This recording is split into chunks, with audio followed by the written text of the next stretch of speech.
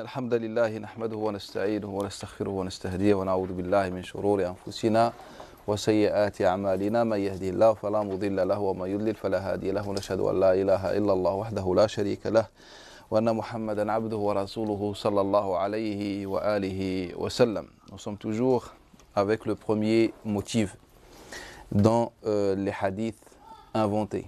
Et le motif concerne la politique. Et la fois passée, on a vu le hadith qui parle sur le mur occidental et son rapport avec le transmetteur qui s'appelle Raja ibn Haywa, ce transmetteur. Et donc, nous allons rester toujours avec Raja ibn Haywa. Rappelez-vous que ce motif politique a plusieurs façons en fait. Parfois, on a remarqué que le régime, mettait une grande pression sur les transmetteurs. Et ça, on va le voir. Nous, ce qu'on a vu les hadiths, les paroles qui parlent sur le mérite de Hacham. Et comment ces hadiths-là vont se transformer, ou bien comment ces paroles vont se transformer en hadith de Nabi sallallahu alayhi wa sallam. Troisième chose, c'est qu'il y avait des transmetteurs qui jouaient ce rôle-là avec, volontairement avec les régimes. Et donc, Inch'Allah ta'ala, on va faire comment? Donc, on va commencer, nous, on a vu qu'on a commencé par les hadiths méritoires de Hacham. Donc, on va continuer dans ce sens-là. Après, on va voir le deuxième élément qui concerne la pression que les gouverneurs mettaient sur les transmetteurs et comment cette pression a donné des fruits, c'est-à-dire des hadiths inventés de la part des transmetteurs qui sont à la base, qui étaient à la base des transmetteurs, modèles. Et puis la troisième chose, ce sont des transmetteurs qui ont participé, c'est-à-dire des transmetteurs complices avec le régime. Et donc on va voir, Inch'Allah, ces trois catégories et en même temps on va voir les différents hadiths. Là, je vous ai envoyé un message pour que vous fassiez une recherche sur le hadith de l'hijra, de l'immigration. Et donc c'est un sujet qui est très fondamental aujourd'hui. Et depuis des siècles, les musulmans abordent ce sujet. On a rédigé des livres sur l'immigration, quel est le statut de l'immigration, de l'hijra en islam. Donc on a écrit des livres, on a fait des débats jusqu'à aujourd'hui. Il y en a qui considèrent ceux qui ne font pas de hijra comme pervers, mais créants, voilà. Il y a une grande divergence. Et que même dans notre vision sur l'islam, c'est que l'islam, à un moment donné, a appelé à la hijra. Et l'hijra était obligatoire de Mecca vers Al-Madina. Et puis, il y en a qui disent que cette hijra a été abrogée, mais la hijra qui reste obligatoire, c'est la hijra d'une terre de mécréance vers une terre musulmane ou une terre de perversité, comme certains préfèrent dire, vers une terre de la piété, etc. En fait, je pense que ce sujet vous a vraiment cassé la tête, si on est d'accord. Et donc la question aujourd'hui, on va essayer de travailler ensemble pour savoir si tout ce qui a été dit par les savants était vrai ou bien en vérité se basait tout simplement sur du faux. Est-ce que l'islam a parlé d'une immigration quelconque? Et si c'est oui, qu'est-ce que ça veut dire cette immigration? Et tous les hadiths que vous connaissez sur l'immigration, est-ce que le Nabi sallam les a bien prononcés ou pas? On va découvrir peut-être ensemble, Inch'Allah, que le Nabi n'a jamais parlé de cette immigration qu'on connaît. Et que les hadiths qui sont célèbres que vous connaissez, en fait, ne sont que des mensonges des transmetteurs. Ce qu'on va voir. On commence par Raja ibn Haywa. On est tout avec Raja ibn Haywa, donc on va rester avec Raja ibn Haywa. Rappelez-vous, Raja ibn Haywa, ce n'est pas n'importe qui. Si vous voulez, on va lire juste quelques exemples sur ce transmetteur. On va lire quelques exemples sur ce transmetteur. Par exemple, si je prends Ibn Asakir Tarikh, c'est-à-dire les chroniques de Dimashq, tome 18, on va lire quelque chose juste pour avoir une idée plus précise sur ce transmetteur. Donc, tome 18, la page 104.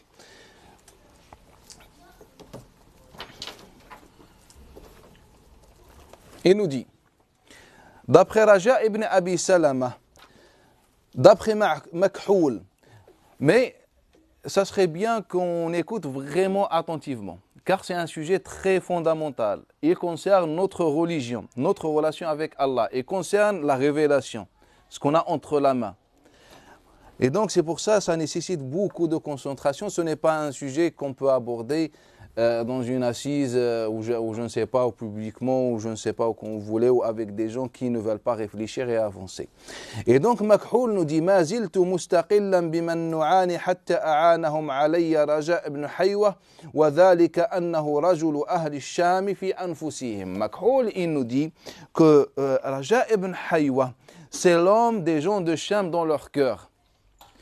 On comprend quoi? Que Raja ibn Haywa n'est pas un seul homme, un simple homme, un simple transmetteur ou un simple muhaddith. Non, il est plus grand que ça. En fait, il est à la fois transmetteur, mais aussi un personnage public. Il nous dit, les gens de Sham portent Raja ibn Haywa dans leur cœur. Dans leur cœur. Ibn Shawdab, toujours dans la même page, d'après Matar al-Warraq, c'est un transmetteur du hadith. Il nous dit Ma laqaytu shamiyan afqaha min Raja ibn Haywa. Je n'ai jamais rencontré un homme de Sham qui a autant de science comme Raja ibn Haywa. Illa annahu idha harraktahu wajadtahu shamiyan. Sauf que lorsque tu le secoues, tu le bouges, une métaphore, c'est-à-dire tu échanges avec lui, tu dialogues, tu parles, tu discutes avec lui, tu le trouves un Shami, c'est-à-dire un fidèle de Sham. Donc il nous dit, jamais vu quelqu'un qui a la science de Raja ibn Haywa, mais lorsque tu parles avec lui, tu te rends compte tout simplement que c'est un Shami. Écoutez, وَرُبَّمَا جَرَى الشَّيْء فَنَقُولُ. Donc Matar al-Warraq, il nous livre un témoignage que Raja ibn Haywa est un homme de Sham. Makhoul il nous dit c'est un personnage public. Matar al-Warraq va continuer à dire, il nous dit وَرُبَّمَا جَرَى الشَّيْء. Et souvent lorsqu'on discute, on aborde une question, qu'est-ce qu'on dit? Naqoul, nous disons. Nahnu, nous, c'est-à-dire ce n'est pas quelque chose, ce n'est pas que la vision ou la pensée de Matar al-Warraq, c'est ce que les gens disaient à cette époque. Fi'lu أو فعل عبد الملك بن مروان رحمه الله. C'est ce que Abd al-Malik ibn Marwan a fait. C'est-à-dire pour eux, Raja ibn Haywa n'était que la fabrication de Abd al-Malik ibn Marwan. Mais peut-être je vais être moi personnellement un peu, je vais peut-être diverger avec Matar al-Warraq qui est un cheikh de hadith. Et je vais dire que Abd al-Malik ibn Marwan, c'est lui qui était la fabrication de Raja ibn Haywa. Mais ce n'est pas important. Ce qui est important, c'est que même à cette époque, on disait, je ne sais pas ce qu'on va voir, la piété et tout ça, mais on savait que Raja ibn Haywa veut dire Abd al-Malik ibn Marwan. Abd al-Malik ibn Marwan, c'est le gouverneur de ce régime. Raja ibn Haywa, c'est un personnage public. Par contre, si on tourne la page, toujours avec Ibn Asakir, bah, tout simplement, il nous dit par exemple, Nu'aym ibn Sallama, ma bisham ahad. Il nous dit, je traduis directement, que la seule personne que je vois, j'aimerais prendre comme un modèle dans ma vie, c'est Raja ibn Haywa. C'est Raja ibn Haywa. Abu al-Fadl al-Shibani, il nous dit Raja ibn Haywa. Il était parmi les gens sages, parmi les gens sages. Abi Sa'ib, il nous dit, j'ai jamais vu quelqu'un prier comme Raja ibn Haywa.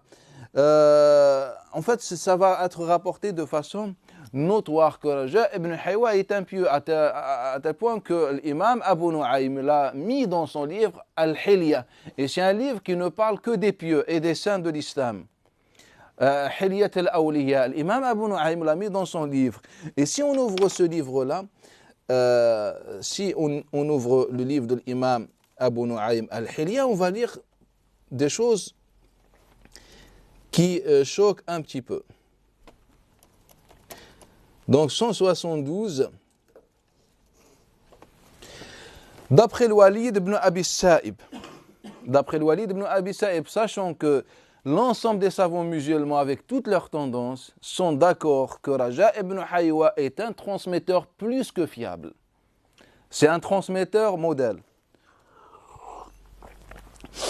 Mais nous, on n'est pas en train de juger sa personne si elle était mauvaise ou pas. Nous, en fait, on est en train de juger ce qu'il nous a rapporté. Et là, vous allez voir, comme on a vu la fois passée avec le hadith de Sakhra qui le rapporte autrefois d'après Ka'b al-Ahbar, et puis d'un coup ce hadith va mettre en pratique par Abd al-Malik ibn Marwan. Qui est Abd al-Malik ibn Marwan? C'est la fabrication ou le contraire, peu importe, de Raja ibn Haywa. Donc on va voir ce scénario dans beaucoup de hadiths, surtout les hadiths qui sont fondamentaux pour nous. La page 172, tome 5, il nous dit الوليد بن أبي السائب أن رجاء بن حيوة كتب إلى هشام ibn Abd al-Malik. Un jour, Raja ibn Haywa a écrit une lettre à Hisham ibn Abd al-Malik, le fils de Abd al-Malik ibn Marwan. Le fils de Abd al-Malik ibn Marwan, le gouverneur. Là, on est dans les années 90. Et il lui dit Balaghani, j'ai appris, Ya Amir al-Mu'minin, ô chef des croyants, annahu dakhalaka shay'un min qatl Ghaylan wa Salih. J'ai appris, ô chef des croyants, que tu es, comment dire, dérangé ou gêné à cause de l'assassinat, ou bien lorsque tu as tué, assassiné Ghaylan et Salih. Vous connaissez Ghaylan, on a parlé de lui, Ghaylan al-Dimashqi. C'est quelqu'un qui, soi-disant, inventé la bid'a al-qadar, etc., le débat classique. Et Salih, c'est le chef de Salihiyya, ou bien une tendance attribuée à cet homme qui a pris son nom. Elle s'appelle As-Salihiyya, c'est Salih ibn Amr. Salih ibn Amr, mais ces deux personnages, on va les voir dans l'histoire, bi'idnillah ta'ala, leur akhbar, les informations autour de ces personnages pour les comprendre. Et donc Hisham ibn Abd al-Malik donc ce n'est pas lui, donc c'est les muftis de Hisham ibn Abd al-Malik ont donné, les qadis, le juge, ont donné la fatwa qu'il faut tuer ces deux personnes.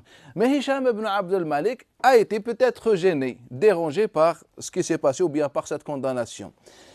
Et donc, Raja ibn Haywa va lui envoyer cette lettre. Il lui dit Uqsimu laka billah ya amir al-mu'minin. Je te jure par Allah Ta'ala, ô chef croyant, inna qatlahuma afdal min qatli alfayni min al-Rumi wa al-Turk. Je te jure par Allah Ta'ala, ô chef des croyants, que tuer ces deux personnes vaut mieux que de tuer 2000 Romains ou Turcs.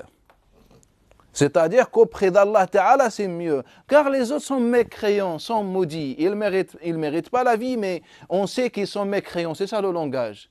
Mais ces deux-là sont des musulmans comme nous, mais ils sont en train de propager l'innovation, ce qu'on appelle l'innovation.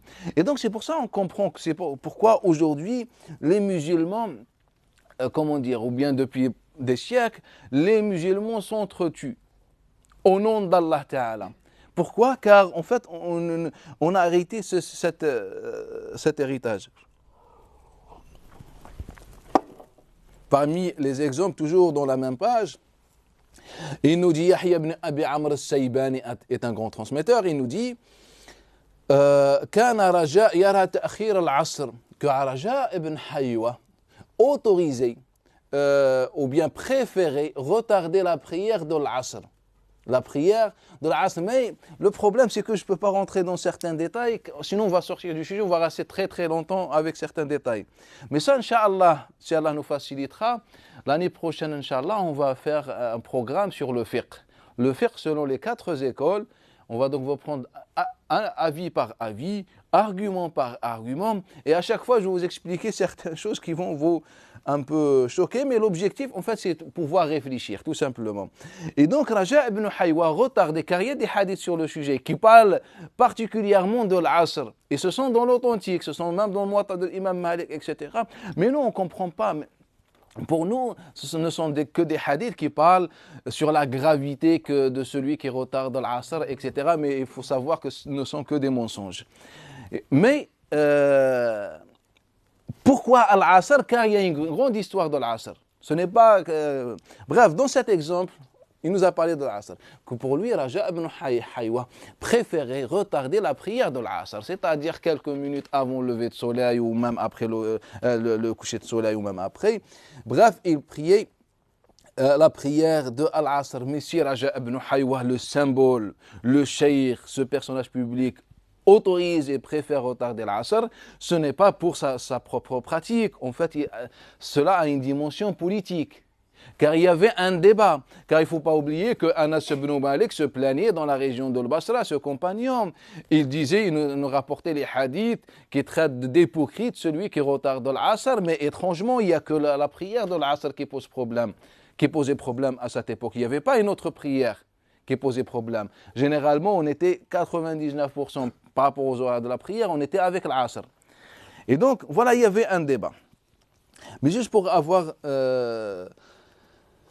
une idée.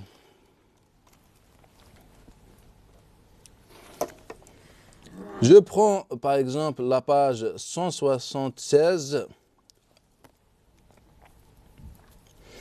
D'après Isa ibn Sinan, d'après Raja ibn Haywa, d'après Jabir ibn Abdullah, qu'on a posé à Jabir ibn Abdullah une question. هل كنتم تسمون شيئا من الذنوب الكفر أو الشرك أو النفاق. Mais il faut vraiment se concentrer.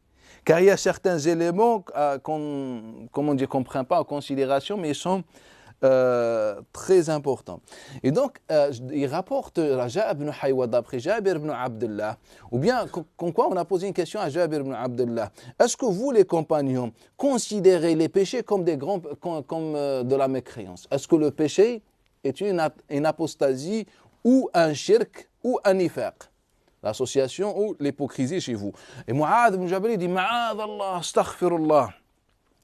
ولكن كنا نقول مؤمنين مذنبين. On disait ils sont croyants, pécheurs, mais ils sont bien croyants, car on va voir bi'idhnillah que on était en plein débat.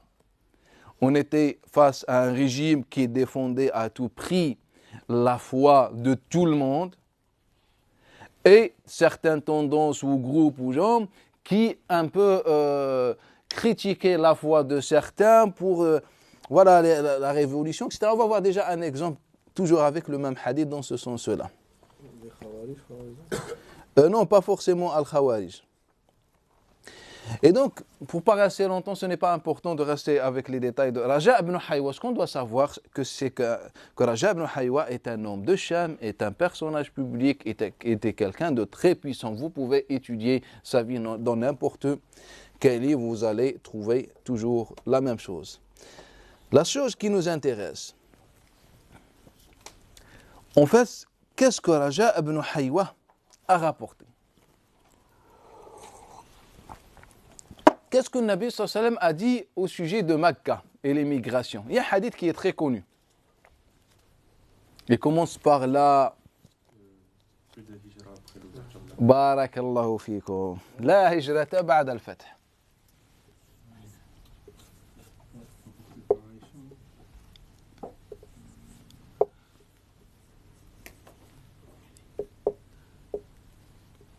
La hijrata ba'da al-fath. Et il y a un autre hadith qui dit le contraire, qui parle plus de la fin des temps, mais toujours avec l'immigration. Que l'hijra ne s'arrête que lorsque,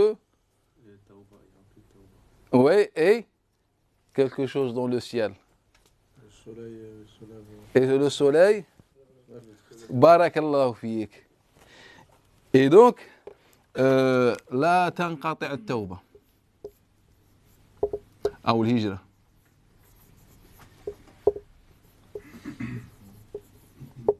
Voilà, tout doucement, vous allez voir des choses. Ce hadith, il nous dit, il n'y a plus de hijra. Ce hadith, il nous dit, le hijra ne s'arrêtera jamais. J'aimerais bien comprendre qu'est-ce que le Nabi sallallahu alayhi wa sallam a dit. Bien sûr, pour les savants, ça pose aucun problème.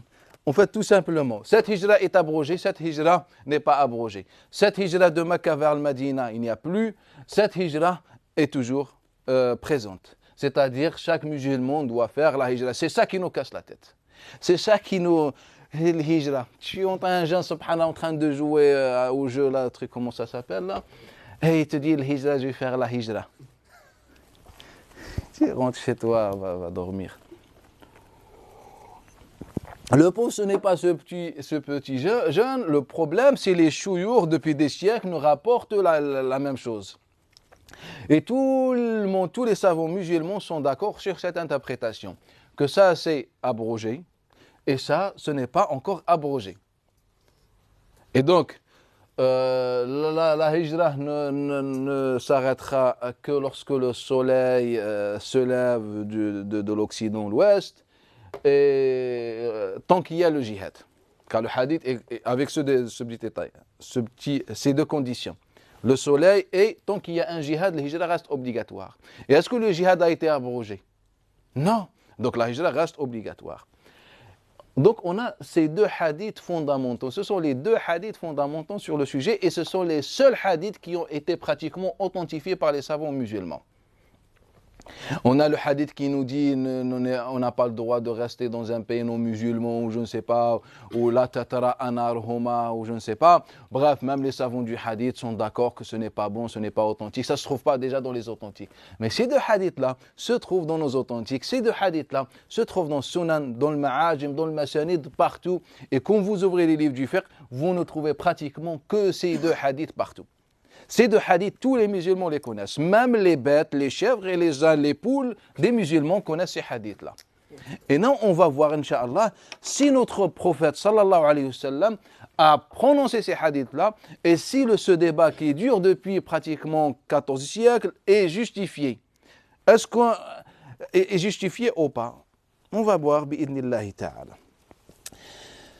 Je vais prendre ensemble un hadith que vous connaissez. Peut-être. Normalement, vous le connaissez. Ou je ne sais pas, on va voir, ce n'est pas important. Musannaf ibn Abi Shayba. Musannaf ibn Abi Shayba, numéro 37926. 37926. Rondar, d'après Shu'ba, d'après Amr ibn Murra, d'après Abi al-Bakhtari, d'après Abi Sa'id al-Khudri, que le prophète sallallahu alayhi wa alihi wa sallam قال, que le prophète sallallahu alayhi wa sallam قال, lorsque Allah Ta'ala a fait descendre Surat al-Nasr, إذا جاء نصر الله والفتح, lorsque Allah a fait descendre cette surah, notre prophète a dit, قرأها رسول الله حتى ختمها, donc Nabi sallallahu alayhi wa sallam il a récité, et puis il a dit, الناس حيز, الناس حيز, وأنا وأصحابي حيز.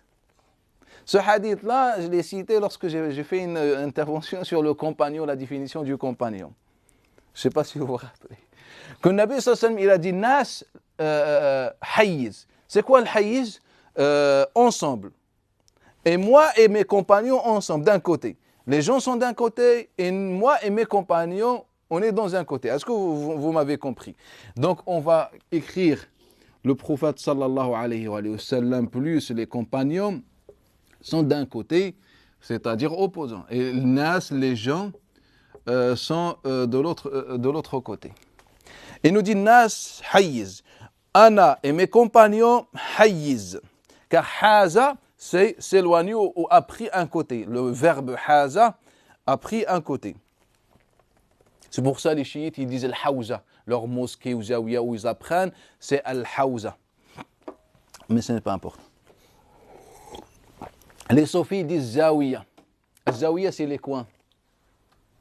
Le coin. On dit zawiya. Et le hawza, c'est pratiquement la même chose. On peut dire des synonymes. Et donc, il a dit Nas fi hayyiz et moi fi hayyiz. Écoutez. La hijrata ba'da al-fath. Il n'y a plus de hijra après l'ouverture de Mecca. Walakin jihadun wa niyya. Seul le jihad et l'intention qui reste. En fait, c'est-à-dire, ça veut dire quoi? Que le jihad reste et la niyya reste. C'est-à-dire là où tu te retrouves, là où tu vis, eh bien en fait ça dépend de ton intention. Tant que tu es musulman et lorsqu'on t'appelle, tu fais le jihad ou je ne sais pas, c'est ça le plus important. Et donc ce hadith-là, il nous dit, il n'y a plus de hijra. La seule chose qui reste, c'est le jihad.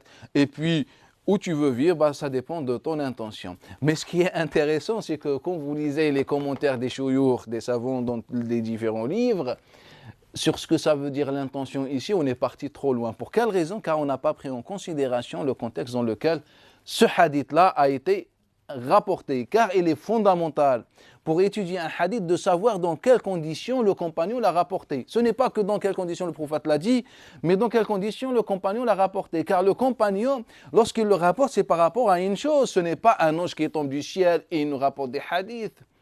On n'était pas à une époque où le compagnon s'assoyait et il dictait les hadiths et les gens écrivaient pour obtenir l'ijazah et pouvoir retransmettre le hadith. Non, on n'était pas dans ce système-là.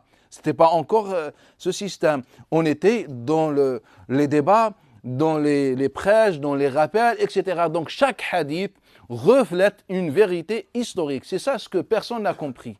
Mais nous, on va rentrer, on va voir des choses, la preuve que ce hadith-là parle d'une chose très précise. Et il nous dit, il n'y a plus de hijra. Il reste que le jihad et l'endroit, en fait, ça dépend de ton intention. فَقَالَ لَهُ مَرْوَانَ. Connaissez Marwan, ibn al-Hakam, le gouverneur. Marwan ibn al-Hakam, donc on est vers les années 60. Il lui dit, كَذَبْتَ, tu es un menteur ou tu as menti. Ce que tu dis, ce n'est pas vrai. Abu Sa'id Khudri est un compagnon ou pas? Non. Et donc Marwan ibn al-Hakam lui dit, tu es un menteur ou tu as menti. وعنده زيد بن ثابت ورافع بن خديج. Alors que deux compagnons étaient présents ce jour-là. Zayd ibn Thabit, vous connaissez qui c'est ou pas? Qu'est-ce qu'il a fait dans sa vie, Zayd ibn Thabit? Il a écrit le Coran al-Karim. Et le deuxième, Rafi' ibn Khudayj. Je ne vous parle pas de Rafi' ibn Khudayj, ce n'est pas grave, on verra plus tard ça. وهما قاعدان معه على السرير. Donc il y avait Marwan ibn al-Hakam, Zayd ibn Thabit et Rafi' ibn Khudayj qui sont assis. فقال أبو سعيد الخدري, lorsque l'autre le traite de menteur, il lui dit لو شاء هذان لحدثاك, si ces deux-là veulent bien, il te dirait la vérité. ولكن هذا يخاف, écoutez, ولكن هذا يخاف أن تنزعه عن عرافة قومه. Mais lui, il a peur que tu le renvoies de sa gouvernance sur son peuple. Il s'agit de Rafi' ibn Khudayj, qui était le gouverneur ou le préfet du régime sur sa tribu. Et donc il lui a dit, Rafi' ibn Khudayj, il a peur de se perdre ce poste-là.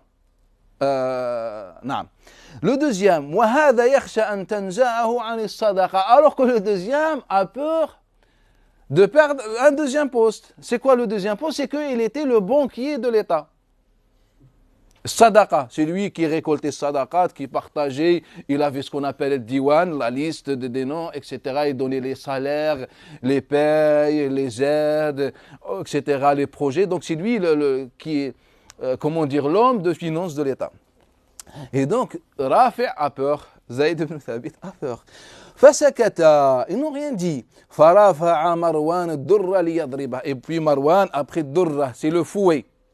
Et donc il prend le fouet pour frapper Abu Sa'id al-Khudri.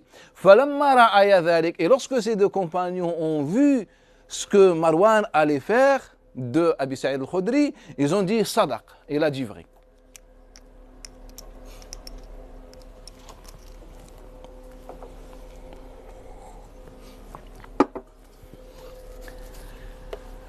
Le contexte dans lequel ce hadith a été rapporté.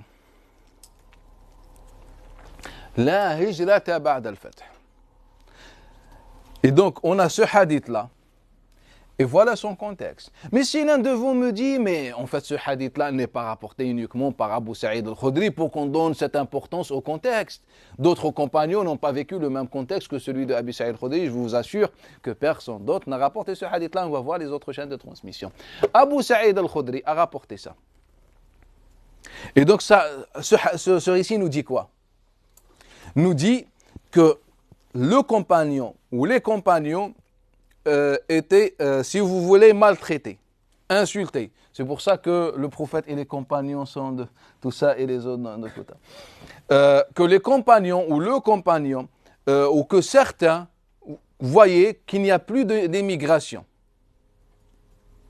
Moi, aujourd'hui, si les gens polémiquent sur l'immigration, est-ce qu'au bled, on a ce débat? On n'a pas ce débat au bled. Pourquoi? Car on est tous ensemble. Mais est-ce qu'en France, on a ce débat? Non. Pourquoi? Car il y a le contexte. Et donc, si le compagnon parle d'immigration, ça veut dire quoi? Il était où? Il était en France? Le gouverneur, c'était François Hollande ou Sarkozy? On dit qu'avec le gouverneur est mécréant, donc tu dois faire le hijra. Mais Abu Sa'id était dans la terre musulmane, c'est vrai ou pas? Mais ça veut dire quoi le hijra? Marwan était où? À Damas, Cham. Même si Marwan vous dit que le hijra est toujours obligatoire, alors que tous on est musulmans et tous on vit dans une terre musulmane. Ça veut dire quoi? Ça veut dire venez chez moi. Est-ce que vous voyez ce que je veux dire? Mais on va comprendre ça. On va voir comme ça avec nos propres yeux. Et donc, il y avait un contexte. On avait une polémique sur la hijra. Que le gouverneur voulait plus en plus d'hommes, des guerriers, etc., de soutien, et que certains compagnons se sont révoltés contre le désir du régime. Et donc, ils ont sur leur tête Abu Sa'id al-Khudri, car majoritairement les grands compagnons n'ont pas vécu jusqu'à cette époque les années 60. Et donc, on avait Abu Sa'id al-Khudri qui était l'un des gens qui voulaient se révolter. Il était de la région de Al-Koufa. Lui, à la base, il est médinois. Bref, et donc, il voulait se révolter. Il disait non, le prophète a dit le contraire. Toujours, je vais vous prendre Mushkil al-Athar, toujours dans le même récit, le même contexte. Étrangement, on a un hadith qui est pratiquement similaire à ce hadith-là, ce récit-là. C'est un hadith que rapporte l'imam al-Tahawi dans le Mushkil numéro 2630, d'après Yazid ibn Abi Habib, d'après Abi al-Khayr, d'après Junada ibn Abi Umayya. Ce n'est pas étrange, c'est un hadith égyptien d'après le régime. Donc c'est un hadith late. C'est le copain ou l'ami de l'imam Malik égyptien, Yazid égyptien, Abi al-Khayr égyptien, Junada, c'est le régime. Junada ibn Abi Umayya rapporte Anna rajulan haddathahu, qu'un homme lui a rapporté que des compagnons, qala ba'duhum, ou que des compagnons étaient réunis. Puis les uns, ou un a dit, ou quelques-uns ont dit Inna al-hijra qad inqata'at. Inna al-hijra qad inqata'at. Il n'y a plus de hijra. La hijra, c'est bon. On n'est plus avec la hijra. وَاخْتَلَفُوا فِي ذَلِكَ. Et puis ils ont divergé sur cette question. C'est-à-dire, il y avait un groupe de compagnons. Certains disaient qu'il n'y a plus de hijra. Les autres disaient au contraire, si, il y a toujours la hijra. Et donc, ils ont divergé. قال فانطلقت إلى رسول الله صلى الله عليه وسلم. Donc, j'étais voir le Nabi sallallahu alayhi wa sallam. Junada c'est un bras de fer du régime. Rapporte d'après un inconnu, un homme, il nous dit d'après un homme, qui a assisté à une réunion de compagnons. Et le débat c'est quoi? C'était l'émigration. C'était l'émigration. Et donc certains affirmaient, d'autres infirmaient. Et donc cet homme-là inconnu, il dit j'étais voir Nabi sallallahu alayhi wa sallam et je lui dis Ya Rasulallah, c'est-à-dire à l'époque de Nabi sallallahu alayhi wa sallam on avait ce débat, le hijra. Je dis Ya Rasulallah, il y a certains de tes compagnons ils disent mais regardez la phrase qu'il va choisir. Juste nous on ne réfléchit pas. Certains compagnons disent Ya Rasulallah qu'il n'y a plus de hijra. Pourquoi il n'a pas dit que les compagnons polémiquaient, ou les compagnons divergeaient, ou les compagnons discutaient, ou certains disent ça, d'autres disent le contraire. Non, il a dit, c'est comme si on avait marre de dire qu'il n'y a plus de hijra. Ya Rasulallah, il y a des compagnons qui disent qu'il n'y a plus de hijra. Et là, le Nabi sallallahu alayhi wa sallam, il dit, La tanqati' al-hijra ma kana al-jihad. Tant qu'il y a le jihad, le hijra ne s'arrête jamais. Est-ce que vous voyez ce que je veux dire? Et donc, en fait, c'est pratiquement le même récit, un débat, soi-disant entre compagnons, mais on ne connaît même pas la source, mais rappelez-vous, ce hadith-là a été authentifié par les savants. Pour quelle raison? Car cet homme-là a été voir un Nabi, donc c'est un compagnon. Et le compagnon est pieux, donc le hadith est authentique. Mais moi, j'aimerais bien savoir, lorsqu'il y a un débat, que depuis l'époque de Nabi sallallahu alayhi wa sallam, il y a un sujet, et on n'a qu'un homme, le représentant du régime, qui rapporte ce hadith-là, je pense que c'est un peu bizarre. Mais ce n'est pas grave, c'est un homme. Bref, c'est un hadith qui voulait mettre, en valeur ce débat et l'insistance de Nabi sallallahu alayhi wa sallam qu'il n'y a plus, sur l'obligation de l'hijra et qui réfute ça. Et donc maintenant, on a le hadith de Abi Saïd lorsqu'il est rapporté par Abu Saïd et les proches de Abi Saïd. Il nous dit il n'y a plus de hijra. Le même hadith lorsqu'il est et le même débat, mais cette fois-ci est rapporté par les opposants ou les ennemis ou ce que vous voulez, il nous dit il y a encore la hijra. Alors que c'est le même hadith, c'est le même débat, c'est le même prophète. Sauf si on avait deux prophètes. Et donc, le même débat nous donne ça, mais cette fois-ci il est rapporté par les gens de Koufa. Le même débat nous donne ça, mais cette fois-ci il est rapporté par les gens de Sham, et à chaque fois la source c'est le Nabi sallallahu alayhi wa sallam, et à chaque fois la source, ou bien on veut insister sur ça, que lorsque Allah Ta'ala fait descendre cette sourate, le prophète l'a récité, il a dit moi et mes compagnons, le hijra, pour montrer quoi, qu'il y a un problème. Et ce hadith là, là, tant que ce compagnon avait marre, ya Rasulallah, franchement, il y a des gens bizarres qui disent qu'il n'y a plus de hijra. Et Nabi sallallahu alayhi wa sallam dit, astaghfirullah, au contraire, il y a toujours la hijra. En fait, je voulais juste vous raccourcir, vous résumer un peu le débat à cette époque-là.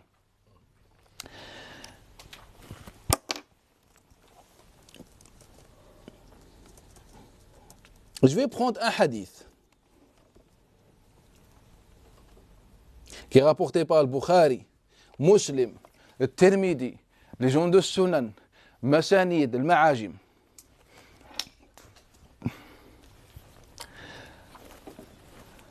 Vous connaissez l'histoire entre Khalid ibn al-Walid et Abdurrahman ibn Aouf. Et cette histoire, je l'ai citée même dans l'intervention sur le compagnon. Qu'est-ce qui s'est passé? Qu'ils étaient en désaccord ou je ne sais pas, et Nabi sallallahu alayhi wa sallam s'est énervé. Et il a dit à qui? À Khalid ibn al-Walid, ou au contraire? Il a dit à Khalid ou à Abdurrahman ibn Aouf? À Khalid, barakallahu fikum. Pourquoi Khalid? Ce n'est pas un ancien. Et donc, le Nabi sallallahu alayhi wa sallam s'énerve. Il dit à Khalid ibn al-Walid, la tasubbu ashabi, n'insultez pas mes compagnons. N'insultez pas mes compagnons. Law anfaqa ahadukum mudda yada, law anfaqa ahadukum mil al-jabal, si l'un de vous dépense l'équivalent d'une montagne d'or ou je ne sais pas, il n'aura même pas, c'est même pas équivalent à un poignet de ce qu'un compagnon dépense. Barakallahu fikum. Et on a dit qu'en fait, il y a deux catégories de compagnons. Il y a les anciens. Et c'est vrai, il y a les anciens, tout ça. Mais en fait, le débat dans ce sens-là n'est qu'un mensonge. Et le Nabi sallallahu alayhi wa sallam a dit n'insultez pas mes compagnons est un mensonge. Le Nabi n'a jamais prononcé ce hadith dans sa vie. Je vais vous expliquer pourquoi. Car tous les musulmans, tous les savants musulmans ne rapportent ce hadith-là que d'après Al-A'mash. Il est d'où? De Koufa. D'après Abi Salih, Samman, Zakwan, d'après, et c'est là où on ne sait pas d'après qui. Certains idiots rapportent ce hadith-là d'après Abi Hurayra. Et d'autres rapportent d'après Abi Sa'id al-Khudri. Pour dire autrement, la grande majorité le rapporte d'après Abi Sa'id, certains malheureux le rapportent d'après Abi Hurayra. En fait, ces transmetteurs, le problème, c'est le problème des savants musulmans, c'est qu'ils n'ont pas maîtrisé l'histoire. Et donc pour eux, en fait, cette chaîne, ce hadith, cette chaîne jusqu'à l'A'mash d'après Abi Salih, rapporte généralement des hadiths d'après Abi Hurayra et d'après Abi Sa'id al-Khudri. C'est-à-dire cette chaîne, elle peut aller là, elle peut aller là. Et il est très difficile pour celui qui mémorise le hadith de retenir exactement d'après qui Abu Salih a rapporté, car les deux sont les chouyours de Abi Salih. Et donc pour un transmetteur au deuxième siècle ou un cheikh de hadith, pour lui c'est difficile de faire la différence. Alors que ce n'est pas difficile pour celui qui veut vraiment un peu secouer sa tête et pas être trop fainéant. C'est que ce hadith-là ne peut pas être d'après Abi Hurayra. Pour la simple raison, c'est que ce qu'un cheikh du hadith, en change du hadith classique va dire, c'est que la majorité le rapporte d'après Abi Saïd. Et la deuxième chose, c'est que Abu Hurayra n'était pas dans ce débat. Celui qui était dans ce débat, c'est Abu Sa'id al-Khudri. N'insultez pas mes compagnons, moi et mes compagnons. Les autres sont d'un côté et moi, mes compagnons. N'insultez pas mes compagnons. En fait, Abu Sa'id al-Khudri était connu par ces hadiths-là qui parlent sur les compagnons. Mais ce qui est intéressant, est-ce que Abu Sa'id al-Khudri le rapporte d'après le prophète sallallahu alayhi wa sallam? En fait, seul, malgré que Abu Sa'id avait des différents élèves de Medina, de Mecca, de toute région, mais seuls les gens de Koufa au début du deuxième siècle qui rapportent ce hadith-là. On n'a pas d'autres personnes qui rapportent là, d'autres régions. Et au niveau de l'A'mash, on va diverger. C'est-à-dire, ce qui est sûr, c'est quoi? C'est qu'il nous faut un hadith. Ce qui est sûr, c'est qu'il faut un hadith. Le moins sûr, c'est d'après qui et c'est d'après qui. Mais cette question se pose là. Avant, on ne se posait pas la question d'après qui, car on savait que c'est d'après Abi Sa'id al-Khudri. Car on va voir, il y a une deuxième chaîne de transmission de ce hadith-là. Mais cette chaîne de transmission se trouve dans l'ilal de l'imam ad-Daraqutni. Ou bien je prends le commentaire de l'imam ad-Daraqutni. Et donc, il nous dit, on a,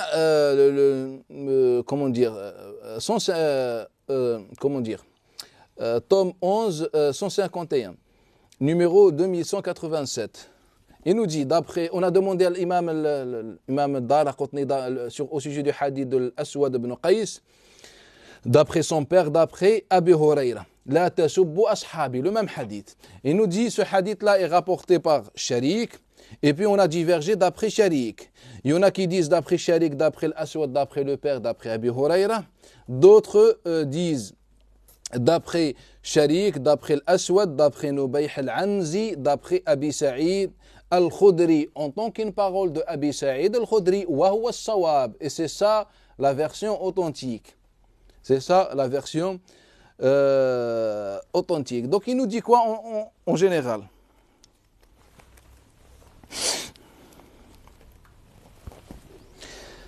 Il nous dit quoi l'imam ad-Daraqutni? Que voilà ce hadith-là, toujours au niveau de Sharik ibn Abdullah. Vous connaissez Sharik ibn Abdullah, on a parlé de lui déjà la dernière fois. Quand on a parlé de Nabid. Bref, quand on a parlé de Nabid, de l'alcool, je crois que c'était dans le tafsir, dans le ulum, Coran. Bref, on a parlé de lui. Au deuxième siècle, on diverge d'après Abu Sharik. Et l'imam Daraqutni nous dit, en fait, non, tous les transmetteurs sont d'accord que c'est un hadith de Abi Sa'id. Ce n'est pas un hadith, c'est la parole propre de Abi Sa'id al-Khudri. En fait, c'est ce que Abu Sa'id al-Khudri, c'est sa position à lui. C'est sa vision à lui. Que le prophète n'a dit n'insultez pas, etc. Et puis on a embelli cette parole par un récit. Khalid ibn Walid, Abdurrahman ibn Auf, etc. Déjà, Shu'ba, lorsqu'il le rapporte ce hadith-là, il ne parle pas de Khalid ibn Walid ni Abdurrahman ibn Auf. Il n'y a qu'un transmetteur qui parle, qui rajoute ce récit-là. En fait, plus on avance dans le temps, plus on découvre ou bien on rajoute des éléments au hadith. Donc, au début, c'était une parole d'Abi Sa'id, elle se transforme en hadith, et maintenant, elle est accompagnée par un récit. Si on reste peut-être dans 2 siècles, on va retrouver un hadith qui contient, je ne sais pas, un tome de 500 pages. Et donc, c'est Abu Sa'id al-Khudri. En fait, juste pour comprendre un peu la pensée ou bien le contexte à l'époque de Abi Sa'id al-Khudri ou l'époque de Bani Umayya. Et donc, je vais vous lire un commentaire.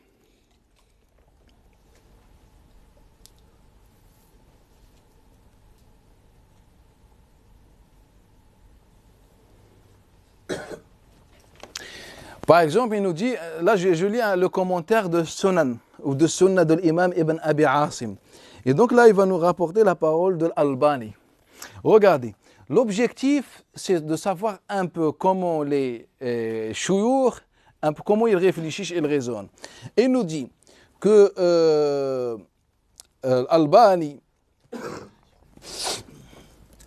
il pense que ce hadith-là, concernant le hadith de Abi Sa'id al-Khudri, car l'imam Ibn Abi Asim va rapporter plusieurs versions de ce hadith-là. En fait, la même version, mais plusieurs chaînes sont différentes au niveau du cheikh de Ibn Abi Asim. Et puis, à la fin, il nous dit, il nous met on descend pour lire le commentaire. Il nous dit, en fait, l'Albani pense que ce hadith-là est rapporté d'après Abi Hurayra et d'après Abi Sa'id al-Khudri. Pourquoi? Il nous dit, pourquoi? Il nous dit, car Muslim le rapporte d'après Abi Muawiyah, d'après l'A'mash, d'après Abi Salih, d'après Abi Huraira. Quelle est la preuve que ce hadith-là est rapporté par deux compagnons alors qu'il y a cette chaîne pour les deux? Il nous dit la preuve c'est quoi? C'est que l'imam Muslim l'a rapporté d'après l'A'mash, d'après Abi Salih, d'après Abi Huraira. Et quelle est la preuve que ce hadith-là est rapporté d'après Abi Saïd? La preuve, l'A'mash, d'après Abu Salih, d'après Abi Saïd al-Khudri. Quelle est la preuve que ce hadith-là est rapporté d'après une poule? L'A'mash, d'après Abi Salih, d'après une poule. En fait, il n'y a pas une lecture, il n'y a pas une réflexion. C'est que juste Muslim. Mais on sait, en fait, c'est avant Muslim que le débat existe. C'est à cette époque-là, c'est au 2e siècle. Muslim, il est au 3e siècle. C'est à cette époque-là où les transmetteurs, ou quelques idiots, ont pensé que c'est d'après Abu Huraira, car ils ne connaissent pas l'histoire. Car ce n'est pas. Les chaînes de transmission, c'est vrai, une partie nécessite une mémorisation, mais le reste, il faut qu'on réfléchisse. Il y a certaines réflexions à faire. Il faut prendre en considération la nature des textes, les débats, etc. et le contexte. Et donc il nous dit la preuve parce que Muslim le rapporte d'après Abu Huraira. Ça c'est une preuve. Parce que 3 siècles plus tard, un homme qui s'appelle Muslim rahimahullah a sélectionné cette version d'après Abu Huraira. C'est ça la preuve. Et donc moi, en tant qu'un cheikh ou prédicateur ou un simple musulman, je dois remplir ma tête avec les bêtises. Je dois me dire, en fait, il y a un hadith d'après Abu Huraira et d'après Abi Saïd al-Khudri. Non, déjà Abu Huraira, c'est impossible. Abu Saïd al-Khudri, c'est un mensonge, ce n'est pas déjà un hadith, c'est une parole de Abi Saïd al-Khudri. Il faut la lire dans le contexte. C'est comme ça qu'on comprend notre histoire. Et après, il nous dit, on descend, il nous dit, par contre, Ibn Hajar al-Asqalani pensait que le hadith de Abi Huraira dans l'authentique de Muslim est une erreur. Donc Ibn Hajar a répondu. Pour quelle raison? Car Ibn Hajar al-Asqalani va suivre la méthode classique, que c'est la majorité qui rapporte d'après l'A'mash, d'après Abi Salih, d'après Abi Saïd al-Khudri. Pour lui, c'est ça. En fait, c'est question de cette vision classique. Ya Allah.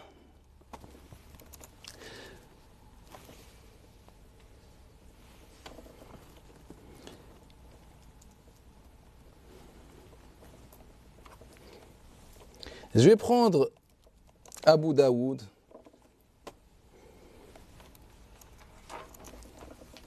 tome 4, page 139.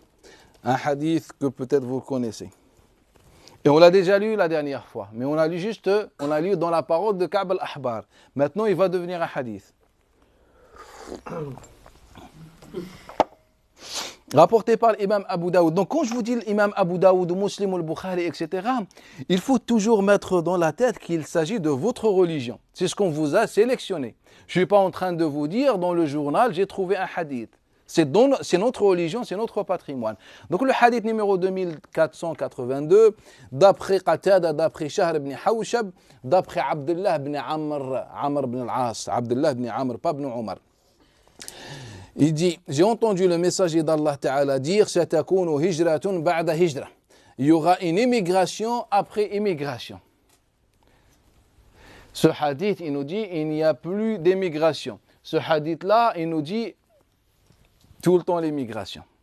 Hijra, en fait, il y a une volonté. On ressent, on remarque la volonté, l'intention de propager cette idéologie.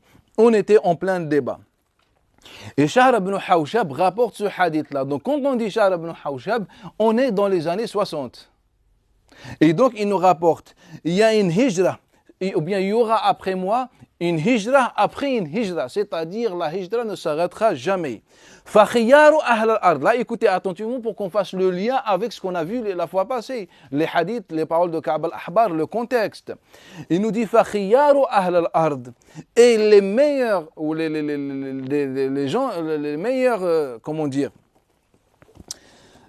les gens de Naam, les gens de la terre, ce sont les gens qui alzamuhum bi muhajar Ibrahim, ce sont les gens qui vont s'installer au Muhajar ibn Ibrahim. C'est quoi l'endroit de l'immigration d'Ibrahim, comme on a vu? C'est Hacham, on a vu les différents textes, et c'est notoire dans les hadiths de Ka'b al-Ahbar et qui se rapportait autrefois, que le hijra de Ibrahim alayhi salam était dans Cham.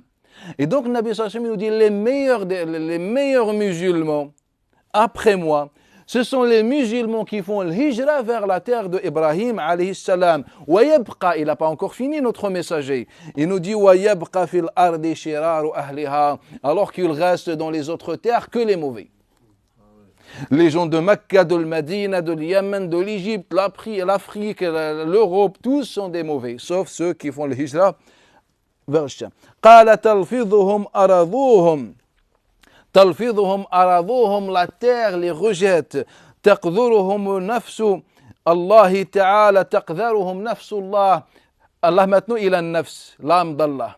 Même l'âme d'Allah, ou comment dire, l'odorat d'Allah Ta'ala ne les aime pas ou ne les apprécie pas ou je ne sais pas. تحشرهم النار مع القردة والخنازير. Et le feu, le jugement dernier, va les ressusciter avec les singes et les cochons. Pourquoi, ya Rasul, qu'est-ce qu'on a fait? On est resté à Mecca, le Médine, le Yémen ou n'importe où et on n'a pas fait le hijra. Vous voyez avec moi, le hadith est clair que celui qui va pas, qui fait pas le hijra vers Sham, eh ben c'est ça sa fin. Maintenant, j'aimerais bien savoir comment nos chers savants musulmans ont interprété ce hadith-là. Car le hadith est clair, si tu ne vas pas t'installer au Sham, eh ben tu es maudit. Allah Ta'ala maintenant il a un nez ou je ne sais pas, il respire et il ne supporte pas ton odeur. Et le jugement dernier, tu seras avec les singes et les cochons. J'aimerais bien savoir comment un cher musulman va commenter ce hadith-là. C'est-à-dire nous, dans les autres régions, on est maudits. Est-ce qu'il parle comment vivre après Hachem? Comment ils accueillent les musulmans à Hachem? On verra Inch'Allah ça. Et donc c'est un hadith qui est rapporté d'après qui? D'après Shahr ibn Hawshab, d'après Abdullah ibn Amr ibn al-As. Mais étrangement, ce hadith-là, on va le trouver dans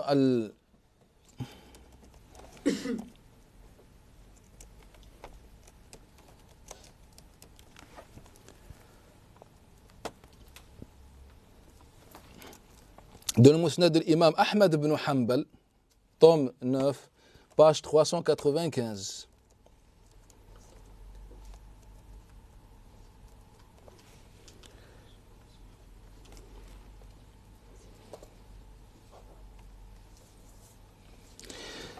Et donc, numéro du hadith 5562. D'après qui? D'après Shahr ibn Hawshab, d'après qui? D'après Abdullah ibn Omar ibn Khattab. Donc là, on a Shahr ibn Hawshab. Monsieur Shahr ibn Hawshab, qui est de quelle région? Shahr.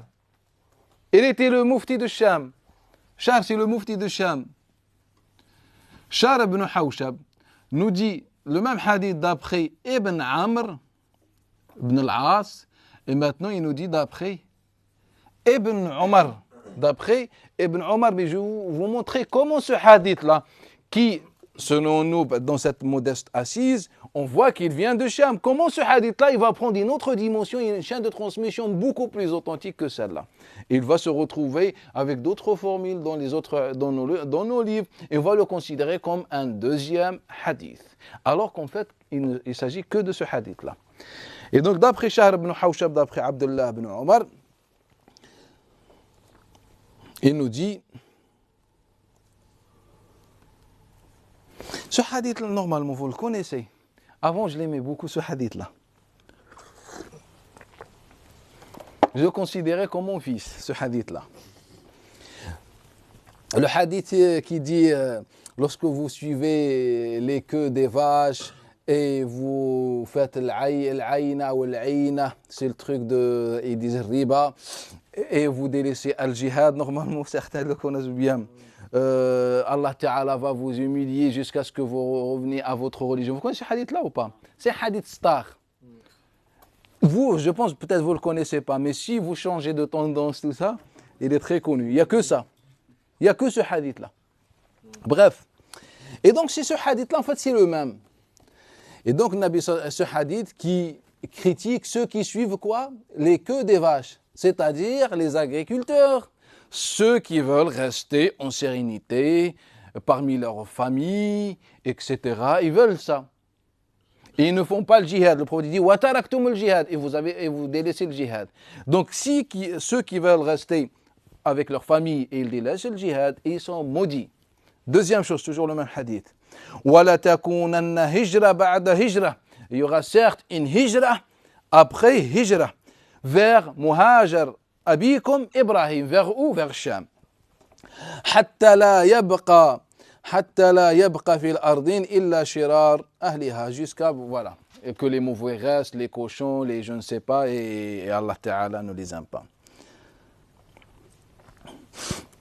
Et après il nous dit, et le prophète sallallahu alayhi wa sallam a dit, il sortira des gens sur le hadith de Khawarij. Vous connaissez le hadith de Khawarij? Et bien en fait c'est le même. Mais le hadith de Khawarij on va le voir plus tard Inch'Allah il y a beaucoup de choses à dire sur ce hadith là. Surtout qu'il est notoire.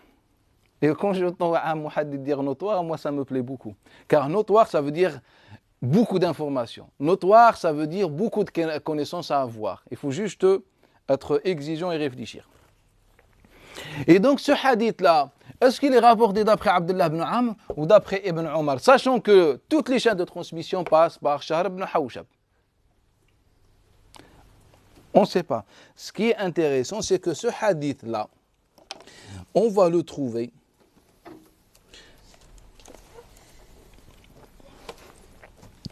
par exemple dans Sunan Ibn Majah, tome 1, page 163.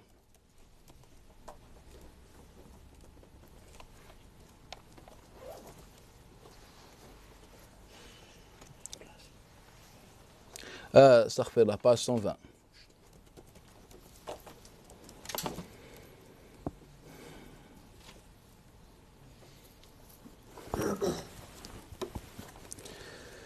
Et donc si on descend au commentaire, il nous dit sa chaîne est bonne, isnaduhu hasan.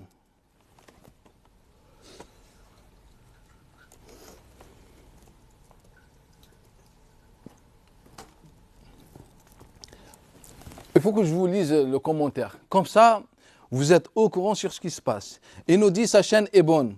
Pourquoi? À cause de Hisham ibn Ammar. Vous connaissez qui c'est Hisham ibn Ammar ou pas? C'est le grand récitateur, l'homme de Sham qui a inventé 200 hadiths. C'est la référence. Aujourd'hui, quand on apprend la récitation, les règles de la récitation, on passe par lui, dans la récitation de Sham. Hisham ibn Ammar, et c'est le cheikh de Bukhari. Quelle récitation? Ah? De Ibn Amir, Yahsubi, les gens de Sham.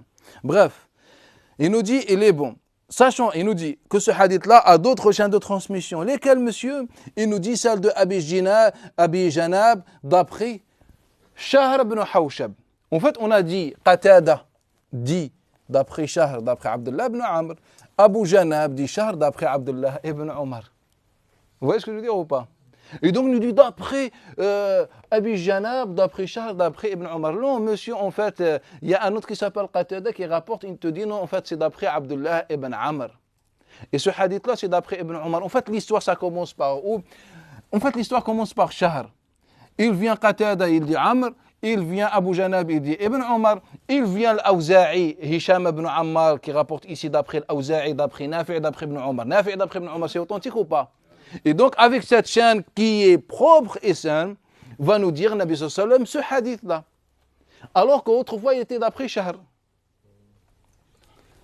Et donc, le premier dit d'après Ibn Amr, deuxième d'après Ibn Omar, le troisième, il dit, c'est bon, j'ai un hadith maintenant, il faut que je fabrique une nouvelle chaîne de transmission. Bien, vient M. Hisham ibn Ammar, il nous invente cette chaîne de transmission. Et vu que Hisham ibn Ammar était récitateur et surtout proche du régime, récitateur, etc., et c'était un ami de Bukhari, etc., on s'est arrangé, c'est pas grave, il est parmi nous dans la secte, bismillah, il faut avoir un grand cœur, on l'a accepté, son hadith, il est authentique. Maintenant, ce hadith-là est rapporté par deux chaînes de transmission d'après deux sources, Ibn Amr et Ibn Omar, avec plusieurs chaînes de transmission, alors qu'il n'y a pas plusieurs. On est dans la région de Sham. Donc, je vais vous montrer que parfois le hadith il est rapporté de façon ridicule, une chaîne vraiment, comment dire, vraiment ça se voit que c'est quelque chose qui ne va pas bien, mais il va prendre des dimensions, il va gagner plus de chaînes de transmission, se transforme en hadith authentique. Et les shuyukh ne cessent de dire, en fait, il y a une autre chaîne, une autre chaîne, une autre chaîne. C'est comme ça. C'est comme ça qu'on est en train de subir les bêtises des hommes. Après ce hadith-là est rapporté par l'imam al-Bukhari. Et si vous voulez, je vous donne le hadith de Ya Allah. Sahih al-Bukhari. Mais dans le Bukhari, il est légèrement différent. La formule, elle est différente. Il nous dit...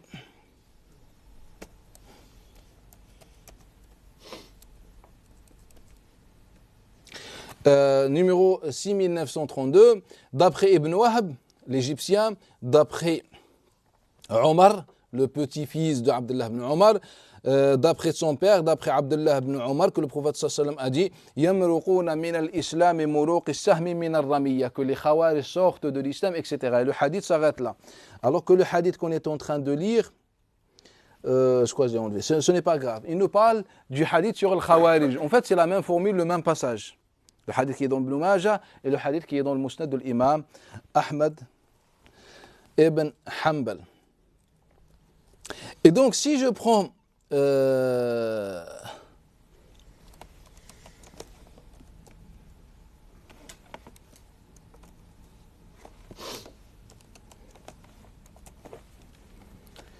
Musnad de l'imam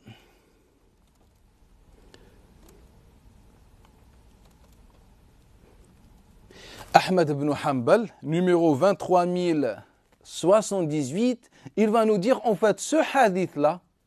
Là en fait on s'est trompé, on parlait de quel hadith déjà? On est un peu... On ne s'est pas trompé. On a commencé par ces deux hadiths-là, mais c'est pour ça que je vous dis il faut vraiment se concentrer. Tellement les hadiths vont dans tous les sens pour arriver à leur but, et ben en fait parfois on est un peu désorienté. Non, en fait on a commencé par ces deux hadiths-là. Un compagnon, un courant de compagnons dit il n'y a plus de hijra. Deuxième courant, le régime dit il y a toujours la hijra. Et c'est pour cette raison qu'on a inventé des hadiths. Mais ces hadiths-là, avec le temps, vont devenir, pour les résoudre, une tâche compliquée. C'est vraiment compliqué. Mais au premier temps, on a inventé. Aujourd'hui, moi, j'invente un hadith. C'est bon, on l'a oublié. Fouad l'a rapporté d'après moi. D'après Fouad, il y a Abdullah. D'après Abdullah. Il vient quelqu'un malhonnête, il s'appelle Zayd, il le rapporte d'après moi, d'après une autre chaîne. Un autre, il vit tel liche, il m'enlève de la chaîne, il le rapporte d'après un autre, et ça donne encore plus de chaînes de transmission. Alors qu'il s'agit de la même source. En fait, toute cette histoire, par rapport à qui? Par rapport à Raja ibn Haywa, le personnage public. Et donc, dans le Musnad Ahmad ibn Hanbal, le hadith avec ce numéro-là, en fait, il est rapporté d'après Raja ibn Haywa. C'est Raja ibn Haywa qui nous dit que Nabi sallam a dit la hijra ne cesse tant que le djihad est toujours présent. Et vu que le djihad, le régime de Bani Umayya, il était que dans le djihad, ce n'est pas car on aime le djihad, car on envoyait les pauvres, les nécessiteux, ceux qui n'ont pas de famille, on les envoyait mourir pour ce qu'on appelle pour ouvrir les terres islamiques. Alors que les membres du régime empochaient l'argent et faire grossir le ventre. Et donc, on avait besoin d'un système de hadith appelant au djihad. Et en même temps, pour que les gens viennent à nous, il faut associer le djihad à l'immigration. Et donc, la hijra, ils nous ont cassé la tête avec la hijra. Il n'y a pas de hijra. La hijra est une légende, est une mythologie.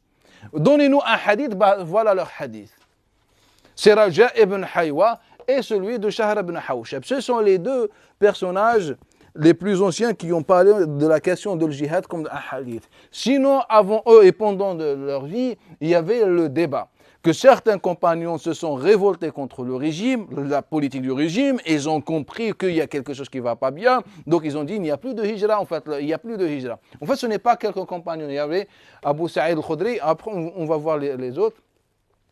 Et le régime voulait maintenir la question de l'hijra, préserver la notion de l'hijra, l'idéologie de al-hijra, et ça s'arrête là. Si vous me dites, il y a d'autres chaînes de transmission qui rapportent le hadith sur l'immigration, en fait, ce hadith-là n'est rapporté. En fait, qui a rapporté ce hadith-là et qui a rapporté ce hadith-là? On a vu les sources, mais en fait, il y a d'autres compagnons, soi-disant, qui rapportent ce hadith-là. On va les voir tout simplement ensemble. Je vais prendre toujours Mushkil al-Athar de l'imam De qui? De l'imam Al-Tahawi.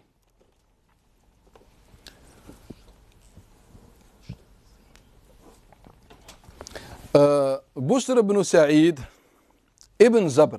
Donc, numéro 2631. Écoutez attentivement avec moi.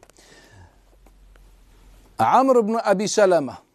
Concentrez-vous sur ce transmetteur. Amr ibn Abi Salama va nous rapporter d'après Ibn Zabr, d'après Bushr ibn Ubaydillah, d'après Abi Idris al-Khawlani, d'après Hassan ibn al-Damri, d'après Abdullah ibn Sa'di. Il dit que j'étais voir Nabi sallallahu alayhi wa sallam, bref, فقلت يا رسول الله أخبرني يا رسول الله. Voilà, c'est quelqu'un, un étranger, dans une délégation, il a été voir Nabi sallallahu alayhi wa sallam. Donc un étranger, c'est quelqu'un qui connaît le din? Non. Et donc c'est un étranger qui va voir Nabi sallallahu alayhi wa sallam, il dit, Ya Rasulallah, parle-moi de l'hijra. Et le Nabi sallallahu alayhi wa sallam m'a dit quoi? Voilà, il faut vraiment être bête pour ne pas comprendre. Je lui dis, Ya Rasulallah, moi je suis venu pour apprendre le hijra. Tu connais même pas la religion, même pas c'est quoi l'islam, tu es un étranger, et ta première question, c'est la hijra. Encore pire, que la réponse de Nabi sallallahu alayhi wa sallam, c'est quoi? Anta khayruhum haja. Tu as la meilleure personne tu as la personne qui m'a posé la meilleure question. C'est-à-dire que les compagnons étaient dans un concours. Celui qui pose la meilleure question. Anta khayruhum haja. Tu as celui qui a la meilleure haja ou la meilleure demande. فقال لا تنقطع الهجرة ما قوتل الكفار. لا تنقطع الهجرة. الهجرة لا تنقطع ne cesse tant qu'on combat les kuffars, les mécréants. Mais ce qui est étrange, c'est que M. Abdullah ibn Sa'di n'est pas resté à Médine. Il est reparti chez lui. Et pourquoi il n'a pas fait le hijra? Moi, je vais voir Nabi sallallahu alayhi wa sallam à Médine. Je dis, Ya Rasulallah, le hijra. Il me dit, le hijra, tant qu'il y a le jihad, le hijra reste obligatoire. Et pourquoi je rentre chez moi? Barakallahu fik, je rentre chez moi. Ça veut dire quoi? Ça veut dire, oh, écoutez mes chers musulmans, en fait, on est en train de vous arnaquer et manipuler. Tout simplement. En fait, il n'y a pas quelque chose qui s'appelle déjà Abdullah ibn Sa'di. Il n'y a pas un truc, une chose qui s'appelle Abdullah ibn Sa'di. Ce hadith-là, on a dit, il est rapporté par Ibn Zabr, d'après Bushr ibn Ubaydillah, d'après Hassan al-Damri, d'après, comment il s'appelle? Abdullah ibn Sa'di. Après, je vais prendre... Pourquoi je prends une autre référence? Je tourne juste la page pour ne pas aller plus loin. Et il nous dit, maintenant c'est le Walid ibn Muslim, ce n'est pas Amr ibn Abi Salama, c'est le Walid ibn Muslim, fin 2e siècle. Toujours d'après Ibn Zabr, d'après Bushr ibn Ubaydillah, d'après Abi Idris al-Khawlani, jusqu'à maintenant c'est la même chaîne, d'après Abdullah ibn Waqdan al-Qurashi, Abdullah ibn Waqdan al-Qurashi. Un certain Abdullah ibn Waqdan est de Quraysh. Wallah, s'ils m'ont dit, je ne sais pas, le Moudlaji, ou m'ont sorti une tribu un peu bizarre ou moins connue, j'aurais dit c'est possible. Mais ils disent de Quraysh. Et pourquoi on n'a jamais entendu Abdullah ibn Waqdan dans les gens de Quraysh, ni dans une bataille, ni à Mecca, ni après Mecca? On n'a jamais entendu parler d'Abdullah ibn Waqdan. En fait, pour faire le lien, mais tout à l'heure on a dit Abdullah ibn Sa'di, maintenant c'est Abdullah ibn Waqdan et de Quraysh. Pour faire le lien, le transmetteur Walid ibn Muslim au 2e siècle, il nous dit وَكَانَ مُسْتَرْضَعًا فِي بَنِي سَعْدِ ibn Bakr, car il était allaité ou adopté dans la tribu de Bani Bakr ibn Sa'd, où soi-disant Nabi sallallahu alayhi wa sallam était également allaité à tout ça, le mensonge historique. Et donc, car Bani Bakr ibn Sa'd, Sa'd ibn Sa'dan, etc., pour dire, en fait, ce n'est pas le père, en fait, c'est la tribu, etc. Et barakallahu fik. Moi, ça ne me dérange pas. Mais je vais quand même prendre un autre livre pour voir si vous dites vrai. Je vais prendre l'Imam al-Nasa'i, tome 8, page 67. On va lire la même chose. Maintenant, le Walid ibn Sulayman, d'après Bushr ibn Ubaydillah. Tout à l'heure, on a dit le Walid, d'après Bushr ibn Ubaydillah, d'après qui?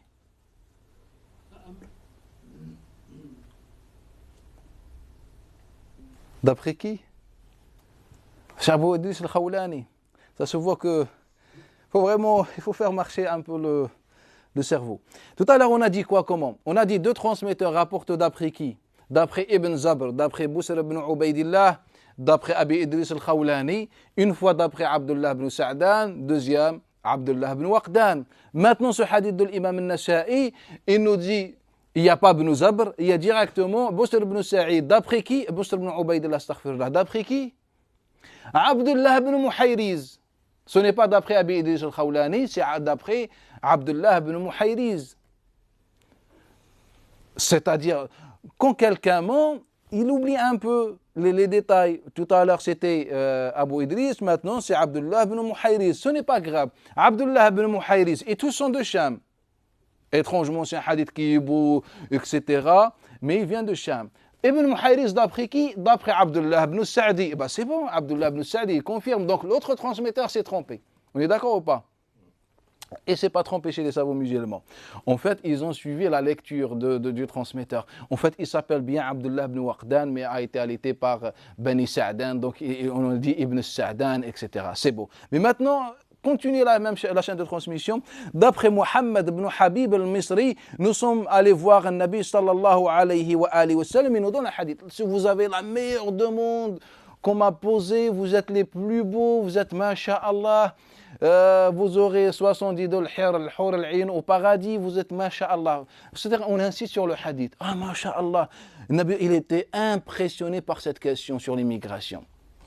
C'est-à-dire, on veut mettre dans vos têtes que l'immigration existe bien, cette idéologie, etc.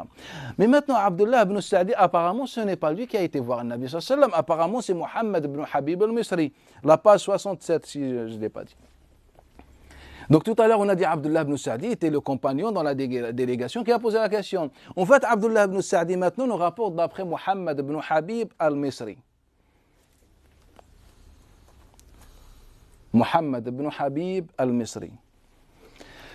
La chose qui donne envie de se suicider, c'est que les musulmans vont parler de Muhammad ibn Habib al-Misri. Et certains disent Damri en tant qu'un compagnon. Ils vont même faire sa biographie.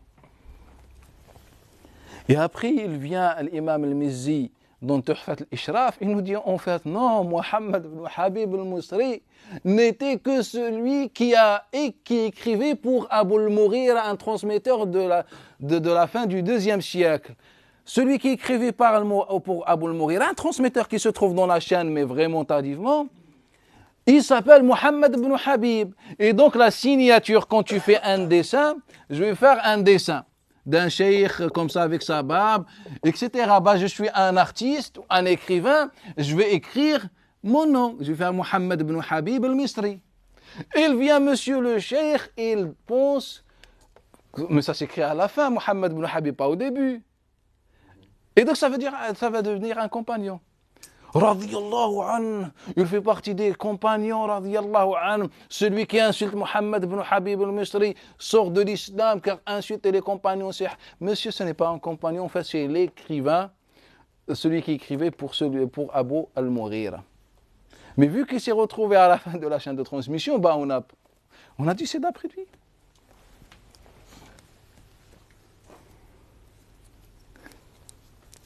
Il n'y a pas quelque chose qui s'appelle Muhammad ibn Habib al-Misri, non plus quelque chose qui s'appelle Monsieur Abdullah ibn Waqdan ou ibn Sa'di ou ibn Sa'idi selon la grande divergence, ou ibn Sa'dan ou je ne sais pas. Il n'y a pas quelque chose qui s'appelle comme ça. Et il ne se trouve que dans ce récit-là. Mais ce sont des hadiths qui ont posé beaucoup de problèmes chez les musulmans. Ils ont posé beaucoup de problèmes chez les musulmans. Mais ce qui est intéressant et étrange,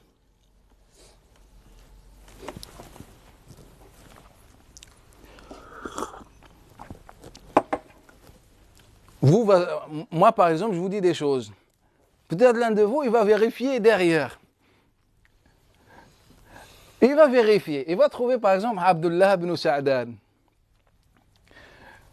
2 points. Il s'appelle Abdullah ibn Waqdan a été allaité à la tribu de Bani Bakr ibn Sa'd, c'est pour ça qu'on l'a attribué à Sa'dan, c'est un cheikh du hadith, etc., avait beaucoup d'élèves. 2 points. Abu Idris al-Khawlani, Hassan al-Damri, Busr ibn Ubaydillah, Malik ibn Yakhamir, rappelez-moi Abdullah ibn... Il a beaucoup d'élèves ou pas? Et moi j'ai dit qu'il n'existe même pas. C'est pas vrai. Il a beaucoup d'élèves. En fait, ces élèves viennent d'où? Il n'y a pas d'élèves. En fait, ces chaînes de transmission bizarres, à chaque fois on dit un élève.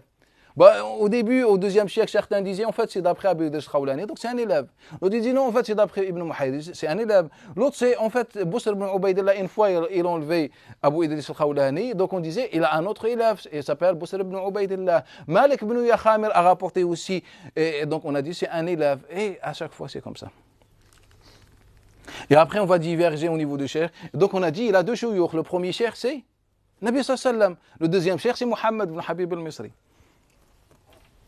Et donc là, on a parlé de la vie et la biographie de ce transmetteur qui nous rapporte notre religion. Donc Omar, Abu Bakr, Uthman, Ali, ses compagnons, ils étaient en sérénité. Ils adoraient Allah Ta'ala tranquillement. Ils avaient le Coran al-Karim qui descendait, le Nabi sallallahu alayhi wa sallam, ils adoraient Allah Ta'ala en sérénité. Et nous, ils nous cassent la tête depuis 14 siècles. Il ne laisse pas les musulmans adorer Allah Ta'ala en sérénité. Pourquoi je dois savoir toutes ces bêtises? Moi, tu viens, tu ramènes un fantôme, tu le mets dans la chaîne de transmission, tu me dis voilà ta religion, et tel cheikh l'a authentifié. Mais qui est ce cheikh-là et qu'est-ce qu'il a comme qualification? Ah, astaghfirullah, il a l'ijaza. C'est ça, nous, il a l'ijaza. Est-ce que ces ijazat ont préservé notre patrimoine? Bismillah. Tu as 25 millions d'ijazas.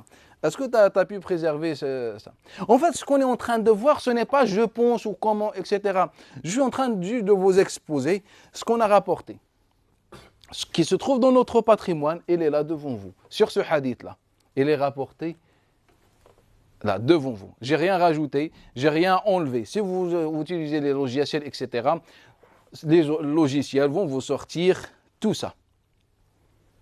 Et après, ils vont vous rajouter pour terminer, car je ne sais pas, peut-être on utilise un logiciel. Et donc, on va trouver,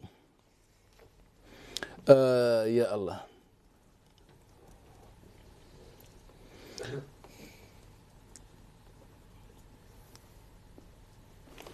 Je vais prendre, Ya Allah.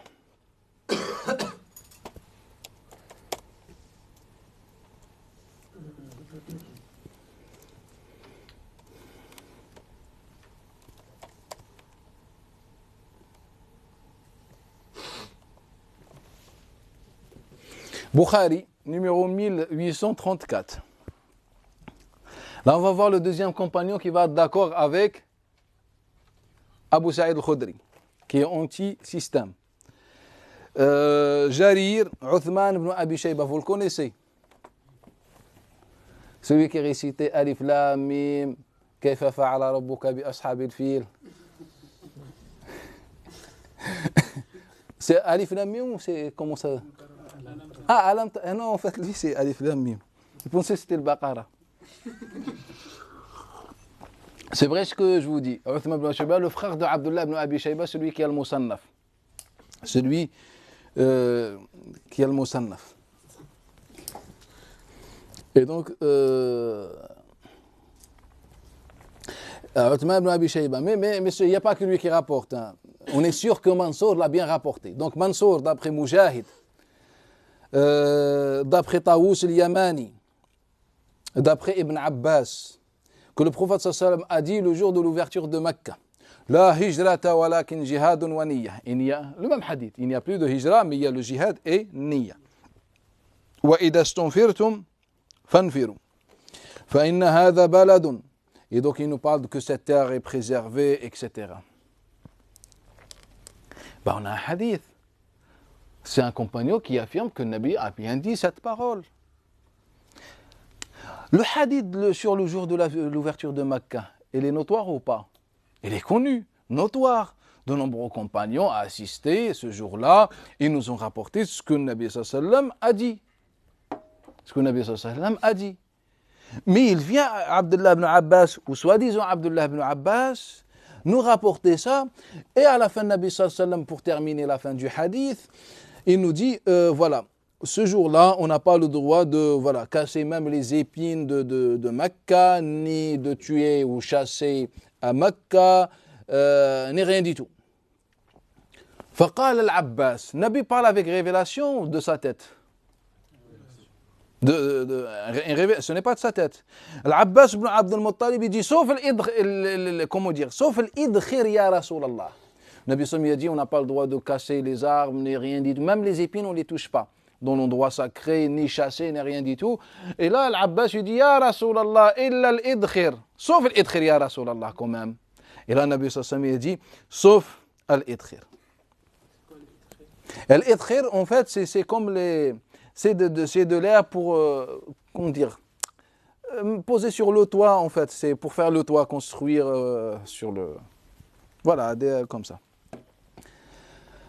Et donc, l'Abbas, il lui dit, Ya Rasulallah, sauf l'idkhir. Et donc, Nabi sallam, il dit, illa l'idkhir. Et les savants de l'usul ont utilisé ce hadith-là aussi dans l'usul. Est-ce que le Nabi sallam fait l'ijtihad ou pas, etc. On a divergé, et donc certains disent fait l'ijtihad. Voilà la preuve, car le Nabi sallam a suivi la parole de l'Abbas ibn Abd al-Muttalib, etc. Et d'autres disent non, il ne fait pas l'ijtihad, car le prophète sallam, il a marqué un temps d'arrêt quand même, avant de répondre, en fait, le temps que Jibril vienne, tout ça. Et donc il a eu Jibril. Prenez ce hadith-là, il est très célèbre dans l'usul. On va le voir, Inch'Allah, si Allah nous facilite, Inch'Allah, on fera un programme sur l'usul. Et donc, ce hadith-là. Mais les compagnons qui rapportent, en fait, ne parlent pas de ça, ni de ce petit détail. Mais nous, on reste avec ça. La hijra, il n'y a pas de hijra. Ce qui est intéressant, c'est que ce hadith-là,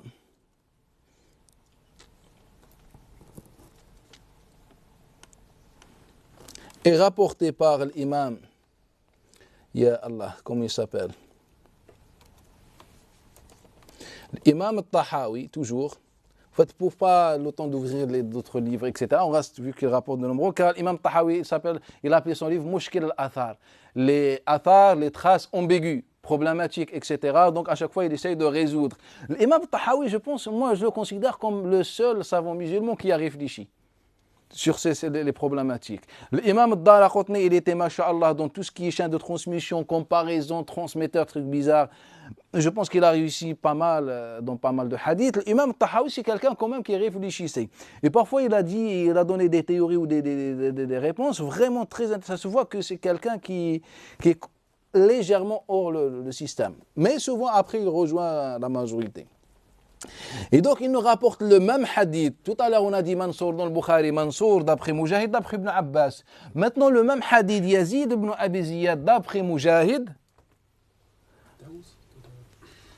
Et tout à l'heure, c'est d'après Taous, d'après Ibn Abbas. Mansour, Mujahid, Taous, Ibn Abbas. Maintenant, Yazid ibn Abi Ziyad, sachant que le hadith se trouve dans la région de Al-Koufa. Yazid ibn Abi Ziyad d'après Mujahid. Donc on enlève Taous, on enlève Ibn Abbas et on colle à la place. Il nous dit Safwan ibn Abdurrahman ou Abdurrahman ibn Safwan d'après son père. D'après son père, il nous donne le hadith. Donc qui fait que ce hadith-là va être rapporté avec deux chaînes de transmission. Non, ce n'est pas deux chaînes de transmission, c'est juste la bêtise d'un transmetteur. Et ce n'est ni Safwan ibn Abdurrahman, ni Abdurrahman ibn Safwan, c'est bien d'après Ibn Abbas. Mais pas d'après Ibn Abbas, en fait, c'est bien d'après Taous al-Yamani, car le même hadith, on va le trouver chez l'imam Abd al-Razzaq dans Al-Musannaf, le tome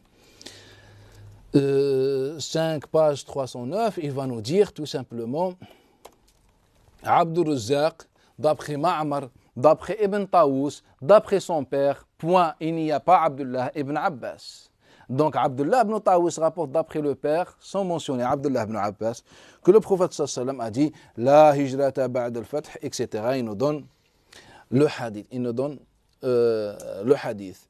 Et après, ce qui est intéressant, c'est que le même hadith, dans Sunan Imam al-Nasa'i, tome 8, page 65, il nous dit Wuhayb d'après Ibn Taous, donc il enlève le père de Taous, il met à sa place Safwan ibn Umayya. Tout à l'heure Abdurrahman ibn Safwan, maintenant Safwan ibn Umayya, d'après le père.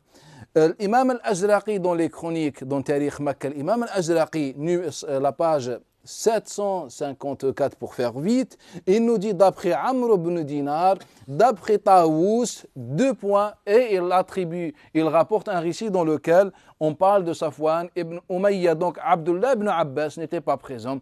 Taous ibn Kaysan al-Yamani n'a pas prétendu avoir apporté ce hadith d'après une source. Il le rapporte directement d'après le prophète sallallahu alayhi wa sallam, et lui c'est un tabi'i. Il n'est pas parmi les anciens tabi'in, il fait partie de la génération moyenne de tabi'in. Il nous rapporte ce hadith-là. Mais pourquoi il n'y a que Taous qui rapporte ce hadith-là? C'est ça la question clé. Pourquoi il n'y a que Taous el-Yamani qui rapporte ce hadith-là? On voit que la majorité de ceux qui rapportent d'après Taous, ils disent d'après Taous tout court. Mansour, la version de Mansour dit d'après Taous, d'après Mujahid Taous, d'après Ibn Abbas. C'est ce qu'on appelle Ittiba' al-Majara, la chaîne célèbre.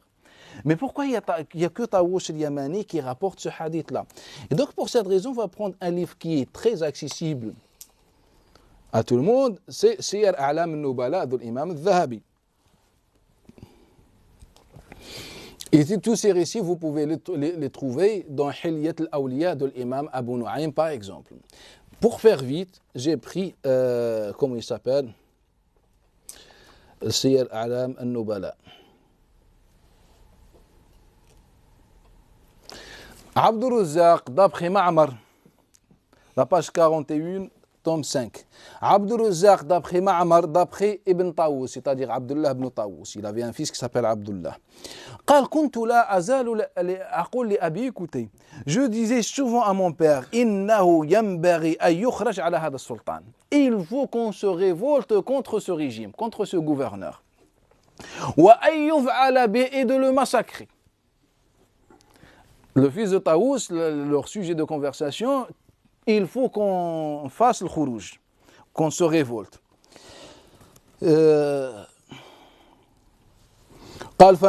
Et puis un jour, on est sorti faire le pèlerinage, etc. On n'a pas beaucoup de temps. Bref, il nous parle d'une sortie au pèlerinage, etc. Et le débat, est-ce qu'il faut qu'on sorte, comment, est-ce qu'avec l'épée ou avec la parole, comment faire? Donc il réfléchissait comment se révolter contre le régime de Bani Umayya. Et donc Taous il nous dit, voilà, page 43, il nous dit, j'ai rencontré ou fréquenté 50 compagnons du messager d'Allah Ta'ala. C'est-à-dire c'est quelqu'un qui est quand même ancien. Et après il nous dit, قال سفيان الثوري وكان طاووس يتشيع. كان طاووس يتشيع, يعني il était un peu chiite. Après Ibn Hajar al-Asqalani, dans son livre Tahdhib, il dit huwa i'tiqad ou tafdhil. Le chiisme à cette époque, c'était pas pour critiquer. En fait, c'était pour donner des éloges. Lorsque Thawri nous dit il était un peu chiite, pour lui faire éloge. C'est-à-dire chiite, c'est-à-dire anti-régime. Donc, en fait, juste pour comprendre un peu l'orientation politique et idéologique de l'imam Taous al-Yamani. Donc la page 44, Ma'mar d'après le fils de Taous Abdullah, d'après son père, qui disait Ajabtu li ikhwatina min ahli al-Iraq. Il dit, lui il était en Irak, Koufa. Il dit Ajibtu li ikhwatina min ahli al-Iraq. Je ne comprends pas la position des Irakiens. Il dit Yusammoun al-Hajjaj mu'min. Comment ils peuvent dire que le Hajjaj ibn Yusuf est un croyant? Le Hajjaj ibn Yusuf, le général du régime, celui qui a assassiné des centaines de musulmans, qui a détruit Al-Kaaba, qui a violé, etc. Il disait, je ne comprends pas les gens de Koufa, alors que les gens de Koufa sont quand même des chiites, c'est-à-dire anti-régime. Et donc il dit, mais je n'arrive pas à comprendre non plus cette position. Comment on peut dire que le Hajjaj ibn Yusuf, il était croyant? L'imam Zahabi, il dit, qultu, j'ai dit, il commente, il dit, yushir ila al-murji'a minhum. En fait, il parle de al-murji'a, alladhina yaqulun, etc. Il dit, je traduis. En fait, le murji'a, d'après Zahabi, car on va parler de le murji'a, d'après Zahabi, le murji'a, ce sont les gens qui disent, qui considèrent celui qui insulte, comme il le dit, wa shabbih as-sahaba, qui insulte les compagnons et qui commet tous les péchés qui peuvent exister, il le considère comme un croyant qui a la foi complète. Et donc il dit en arabe huwa mu'minun kamilul iman ma asfihi wa safkihi ad-dima wa sabbihi as-sahaba. Que les gens de Murji'a, ce sont les gens qui disent sur celui qui tue, qui est injuste, qui vit les péchés, qui insulte les compagnons, ils le considèrent comme mu'min kamil al-iman. Il a un iman complet, parfait, hein? Car c'est une secte, etc.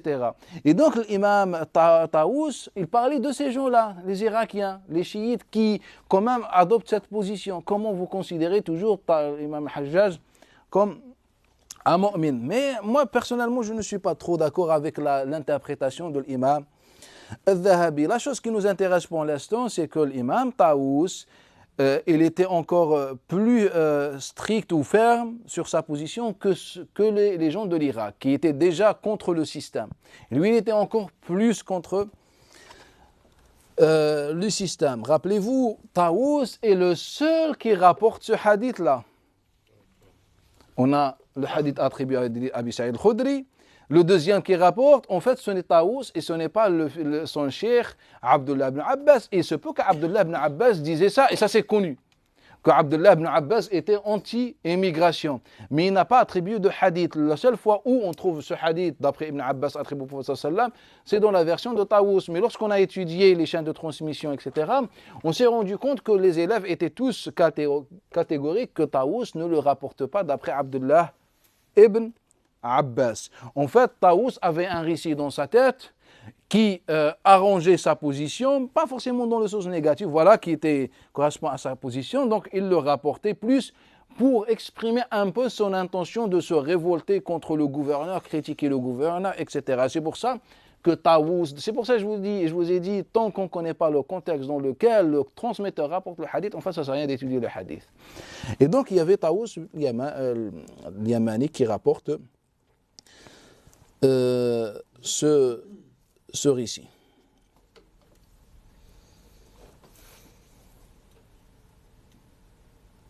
Par exemple, le jour de sa mort, Abdurrazzaq, d'après son père, il rapporte, le jour de la mort de Taous à Mecca, personne n'a prié avant lui que lorsque Ibn Hisham ibn Abd al-Malik a envoyé les gardes, la police, tout ça, etc., car on avait tous peur de prier sur Taous al-Yamani. Donc malgré que Taous est mort au final à Mecca, personne n'a prié sur lui.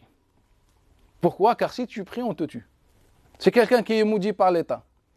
Et donc jusqu'à ce que le régime a envoyé des gardes, etc., pour assurer, vous pouvez prier pour ça, et c'est la dernière fois. Et au final, on a prié derrière lui. Mais après, si vous poussez un peu les recherches plus loin, vous allez trouver que l'Ouaqidi et compagnie, ils disent non, en fait, on a bien prié sur lui, en fait, pour camoufler un peu, arranger les choses. Non, ceux qui étaient présents ce jour-là, ils disent que personne n'a prié avant lui, a prié sur lui, que lorsque le gouverneur a donné le feu vert. En fait, tout ce qu'on a rapporté, c'est quoi? Tous ces hadiths-là, en fait, il s'agit d'un débat ou bien d'une révolte, ou je ne sais pas, entre des compagnons Abu Sa'id al-Khudri et un proche de Abdullah ibn Abbas, pas proche de Abdullah ibn Abbas, et quelqu'un d'antisystème qui s'appelle Taous, qui était contre l'immigration. Et le régime rapportait, les Omeyyades rapportaient que celui qui ne fait pas le hijra vers Sham, il sera ressuscité avec les cochons et tout ça. Et j'aimerais bien que vous posiez cette question au Shuyukh. Et tu dis au Cheikh, Bismillah, j'ai trouvé un hadith qui a été authentifié par les savants, qui se trouve dans le Sunan, dans le Bukhari, etc. Et vous lui donnez la version complète de ce hadith-là. Qu'ils seront ressuscités avec les cochons, les sangliers, les chiens, les singes, avec tout le monde. Pourquoi? Car on n'a pas fait Sham. Pourquoi? Et vous me dites aujourd'hui que Daesh n'ont pas raison. Si Daesh, au moins ils suivent le hadith. Suivez le hadith comme Daesh. Faites comme Daesh. Et si vous ne faites pas comme Daesh, faites Tawbah. C'est-à-dire rejetez ce patrimoine et reprenez les choses à main et faites un peu, dépenser un peu de sueur. Posez ce hadith-là, voilà, j'ai trouvé un hadith Voilà, Mahjar d'Ibrahim alayhi salam, il est rapporté dans notre patrimoine de façon notoire que l'endroit de l'immigration d'Ibrahim alayhi salam, c'était Cham. Ben voilà Cham, voilà ces hadiths-là, ils sont tous rapportés par les mêmes personnes. Et vous dites que, comme quelqu'un hier, il est parti, il était au Bourget, il a rencontré dans un stand de finance islamique là, il a rencontré, je ne sais pas, le directeur de, je ne sais pas, une banque, je ne sais pas comment ça s'appelle là. Bref, un truc de tout ça. Et ce frère, il faisait semblant, il a dit, en fait, j'ai appris que vous allez faire un débat avec telle personne sur moi.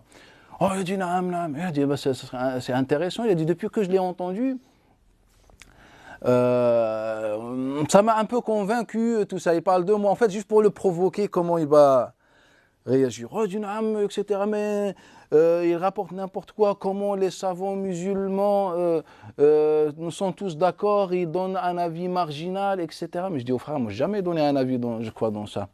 J'ai parlé des textes, je n'ai pas donné d'avis, je n'ai pas dit que les savants musulmans ont dit ça, etc. Le seul avis, c'était sur la définition, et ce n'est pas un avis marginal, c'est un avis majoritaire. Et donc ce n'est pas comme ça, c'est comment il ose, comment dire, être différent que l'ensemble des savants musulmans, etc. Barakallahu fik. Au moins, moi j'ai adopté une position. Je suis égaré, ce n'est pas grave. Seul Allah qui juge. Barakallahu fik. Va rejoindre Daesh. Comme ça tu ne sors pas de l'ijma. Tu ne veux pas sortir de l'ijma, tu as un hadith et va rejoindre Daesh. Va faire un attentat. Car ils ne sont pas sincères, subhanallah. Et il n'y a que des hypocrites. Tu me dis, je suis l'ijma', ou je ne sais pas. Bah, l'ijma' te dit le hadith, bismillah. Il te dit que Isa alayhi salam va descendre sur, je ne sais pas, des pigeons ou des anges, ou je ne sais pas, le hadith qui est sur les ailes des anges, ou je ne sais pas. Il va descendre à Damas.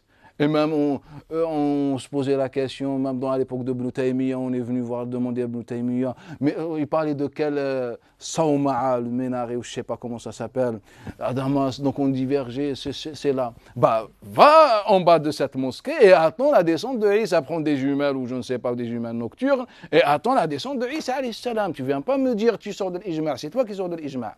Voilà tes hadiths, ils te disent attends Isa alayhi salam. Et de toute façon, ils te disent, celui qui ne fait pas le hijra, c'est un cochon. Et les savants musulmans, comment? Et les savants musulmans qui ont parlé ou qui ont constaté la problématique dans ce hadith-là, comment ils l'ont interprété? Ils ont dit qu'il parle de la fin des temps. Mais le Nabi n'a pas parlé de la fin des temps, il a dit après moi, hijra après hijra. Une succession de hijra, il n'a pas dit une seule hijra. Mais ce n'est pas grave, la fin des temps, on est à la fin des temps, il faut rejoindre Daesh. On s'arrête ici, Inch'Allah. Subhanak hamdik nashhadu an la ilaha illa anta astaghfiruka wa atubu ilayk.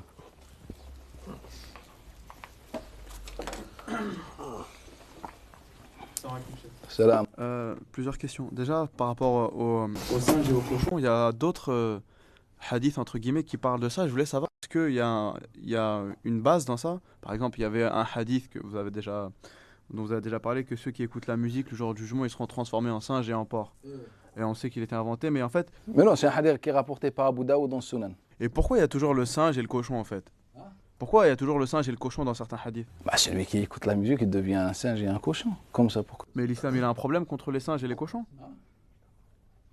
De toute façon, mais vous avez démonté ces hadiths-là, mais on va dire cette idéologie de singe et de cochon, ça vient d'où? Car ils nous prennent pour des singes et des cochons, tout simplement. En fait, moi j'ai constaté que les hadiths attribués au prophète sallam, qui sont authentifiés par les musulmans, en fait des hadiths vulgaires, une très bonne partie. Celui qui lève sa tête avant l'imam, il devient un âne. Celui qui s'assoit dans une assise, il n'évoque pas Allah Ta'ala, c'est comme un cadavre qui pue. C'est un hadith, mais qui est authentifié, qui est authentique. Je ne parle pas à mon nom, qui est authentique chez les musulmans. Les hadiths sur le cochon, tout celui qui écoute la musique, il devient un cochon, ou je ne sais pas, ou un singe. Comme l'autre pauvre, il a rapporté ça, on lui a reproché, mais pourquoi tu enseignes aux enfants le cochon et le singe, le hadith là?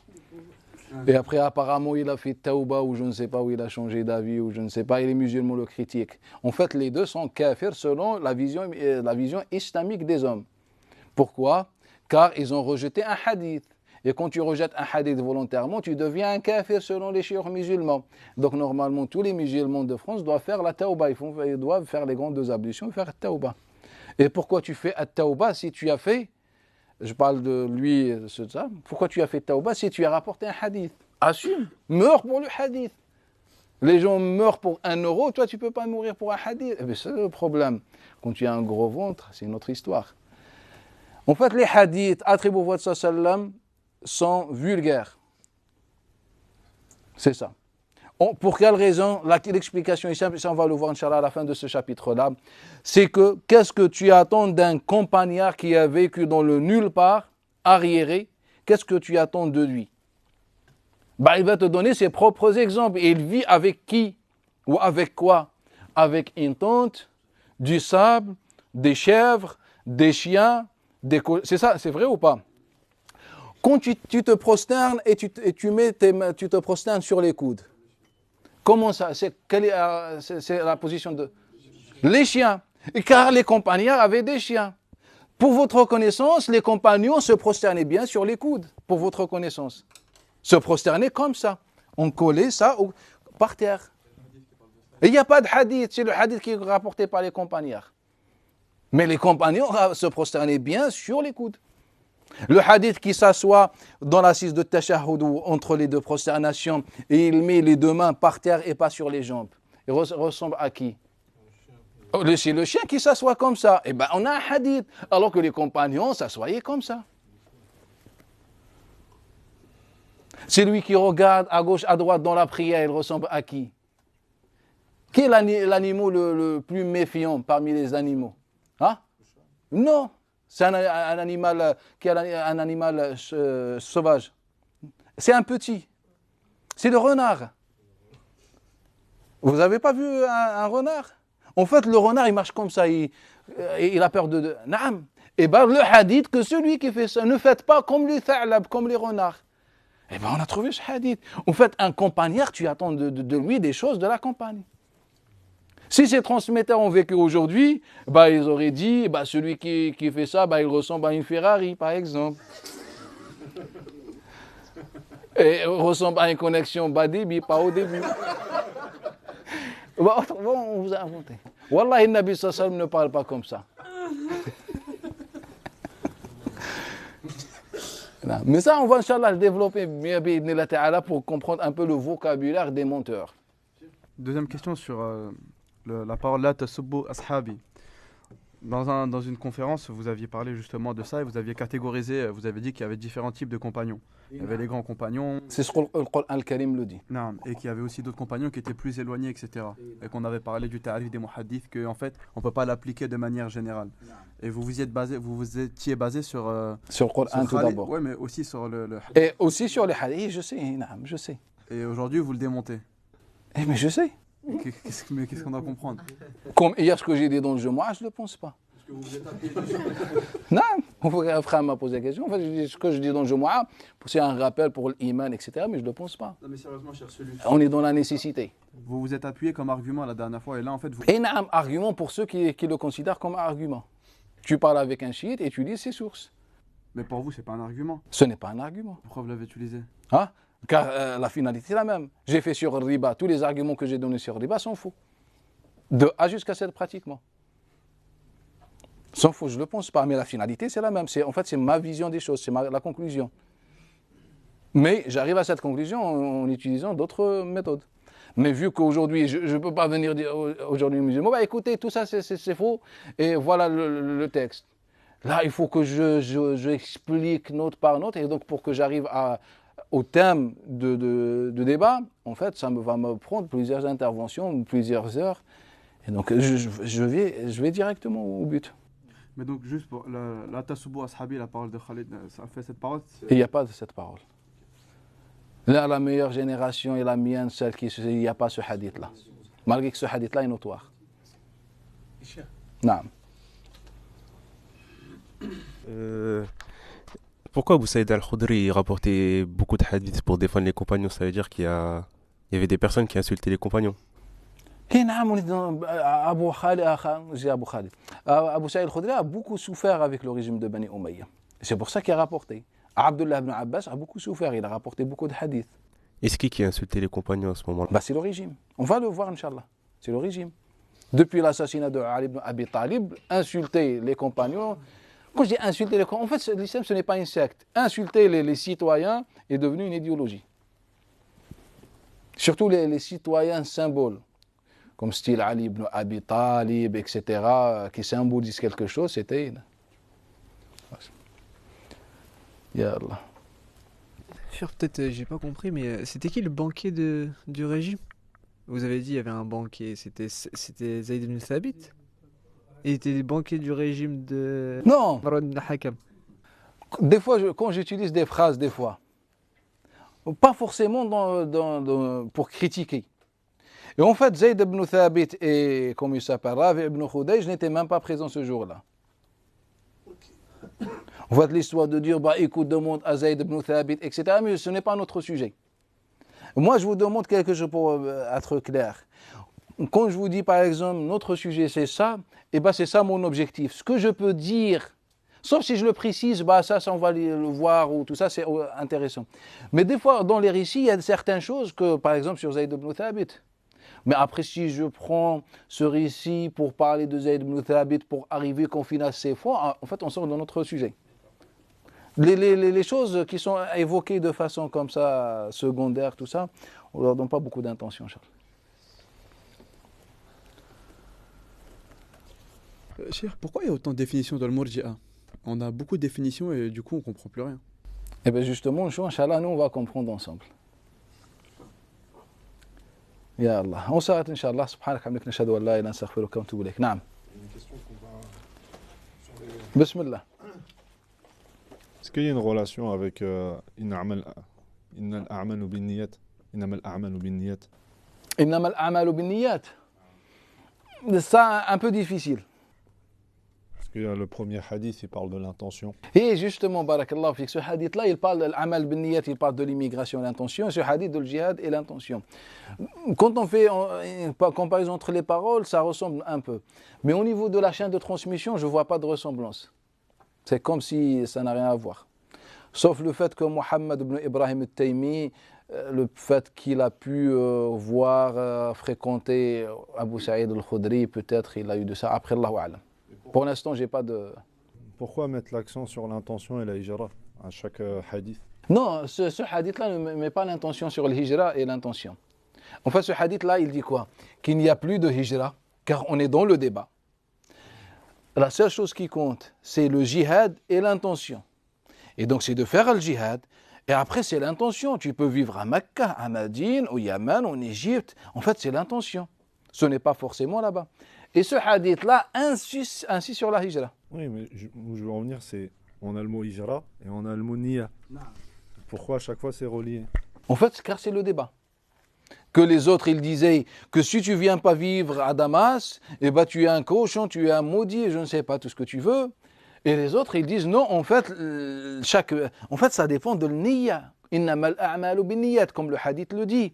En fait, je peux vivre même, je ne sais pas où, mais je suis quand même un bon musulman. De toute façon, je fais le jihad. Vous allez revenir sur les versets du Coran qui parlent de l'hijra. Dans Surat An-Nisa, par exemple. Après, sauf si vous voulez qu'on termine, si vous voulez qu'on étudie l'intégralité des hadiths qui parlent sur le hijra, après c'est comme vous voulez.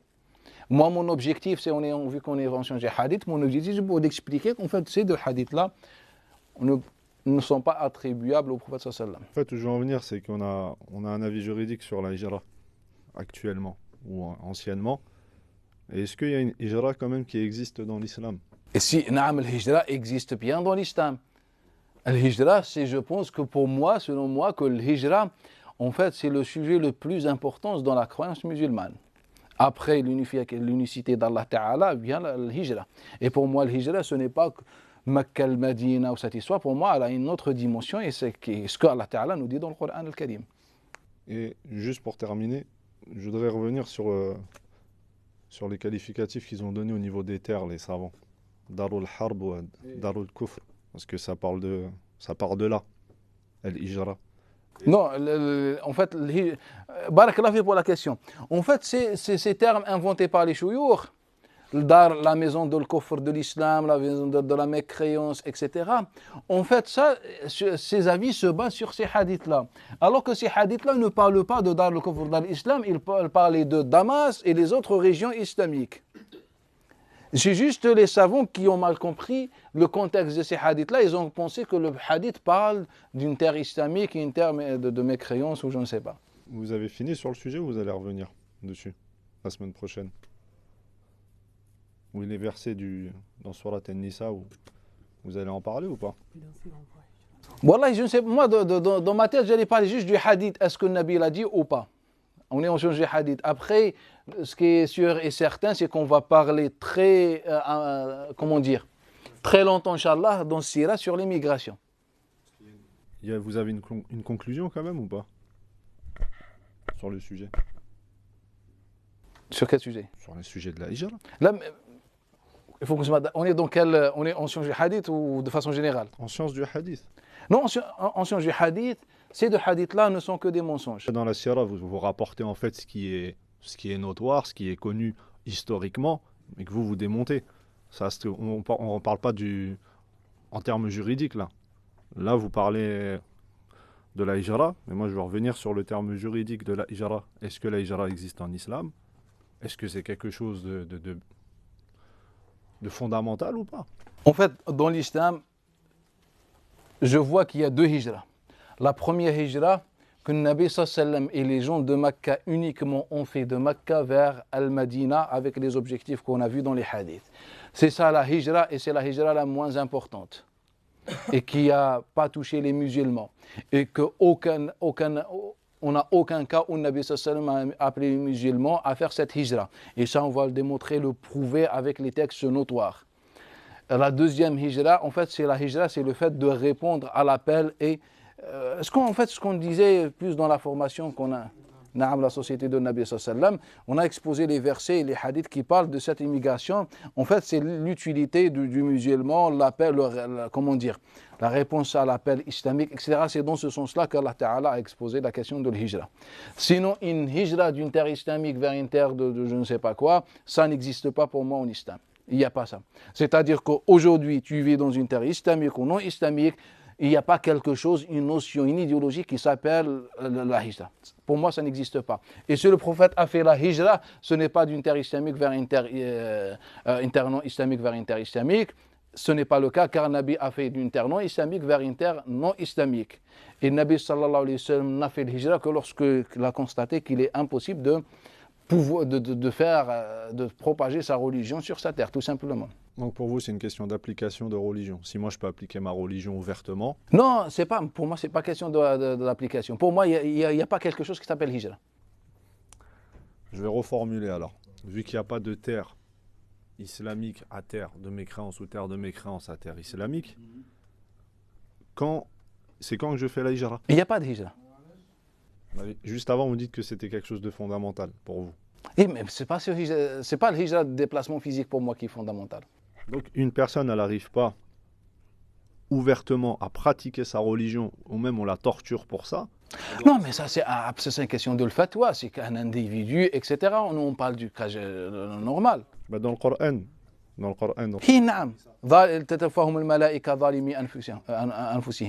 Ça nous parle de quoi? En fait, toi, le frère, il parle d'un petit détail lorsque quelqu'un est vraiment torturé pour qu'il délaisse sa religion, etc. Là, c'est pas un détail. Là, c'est pas une question de torture dans le verset.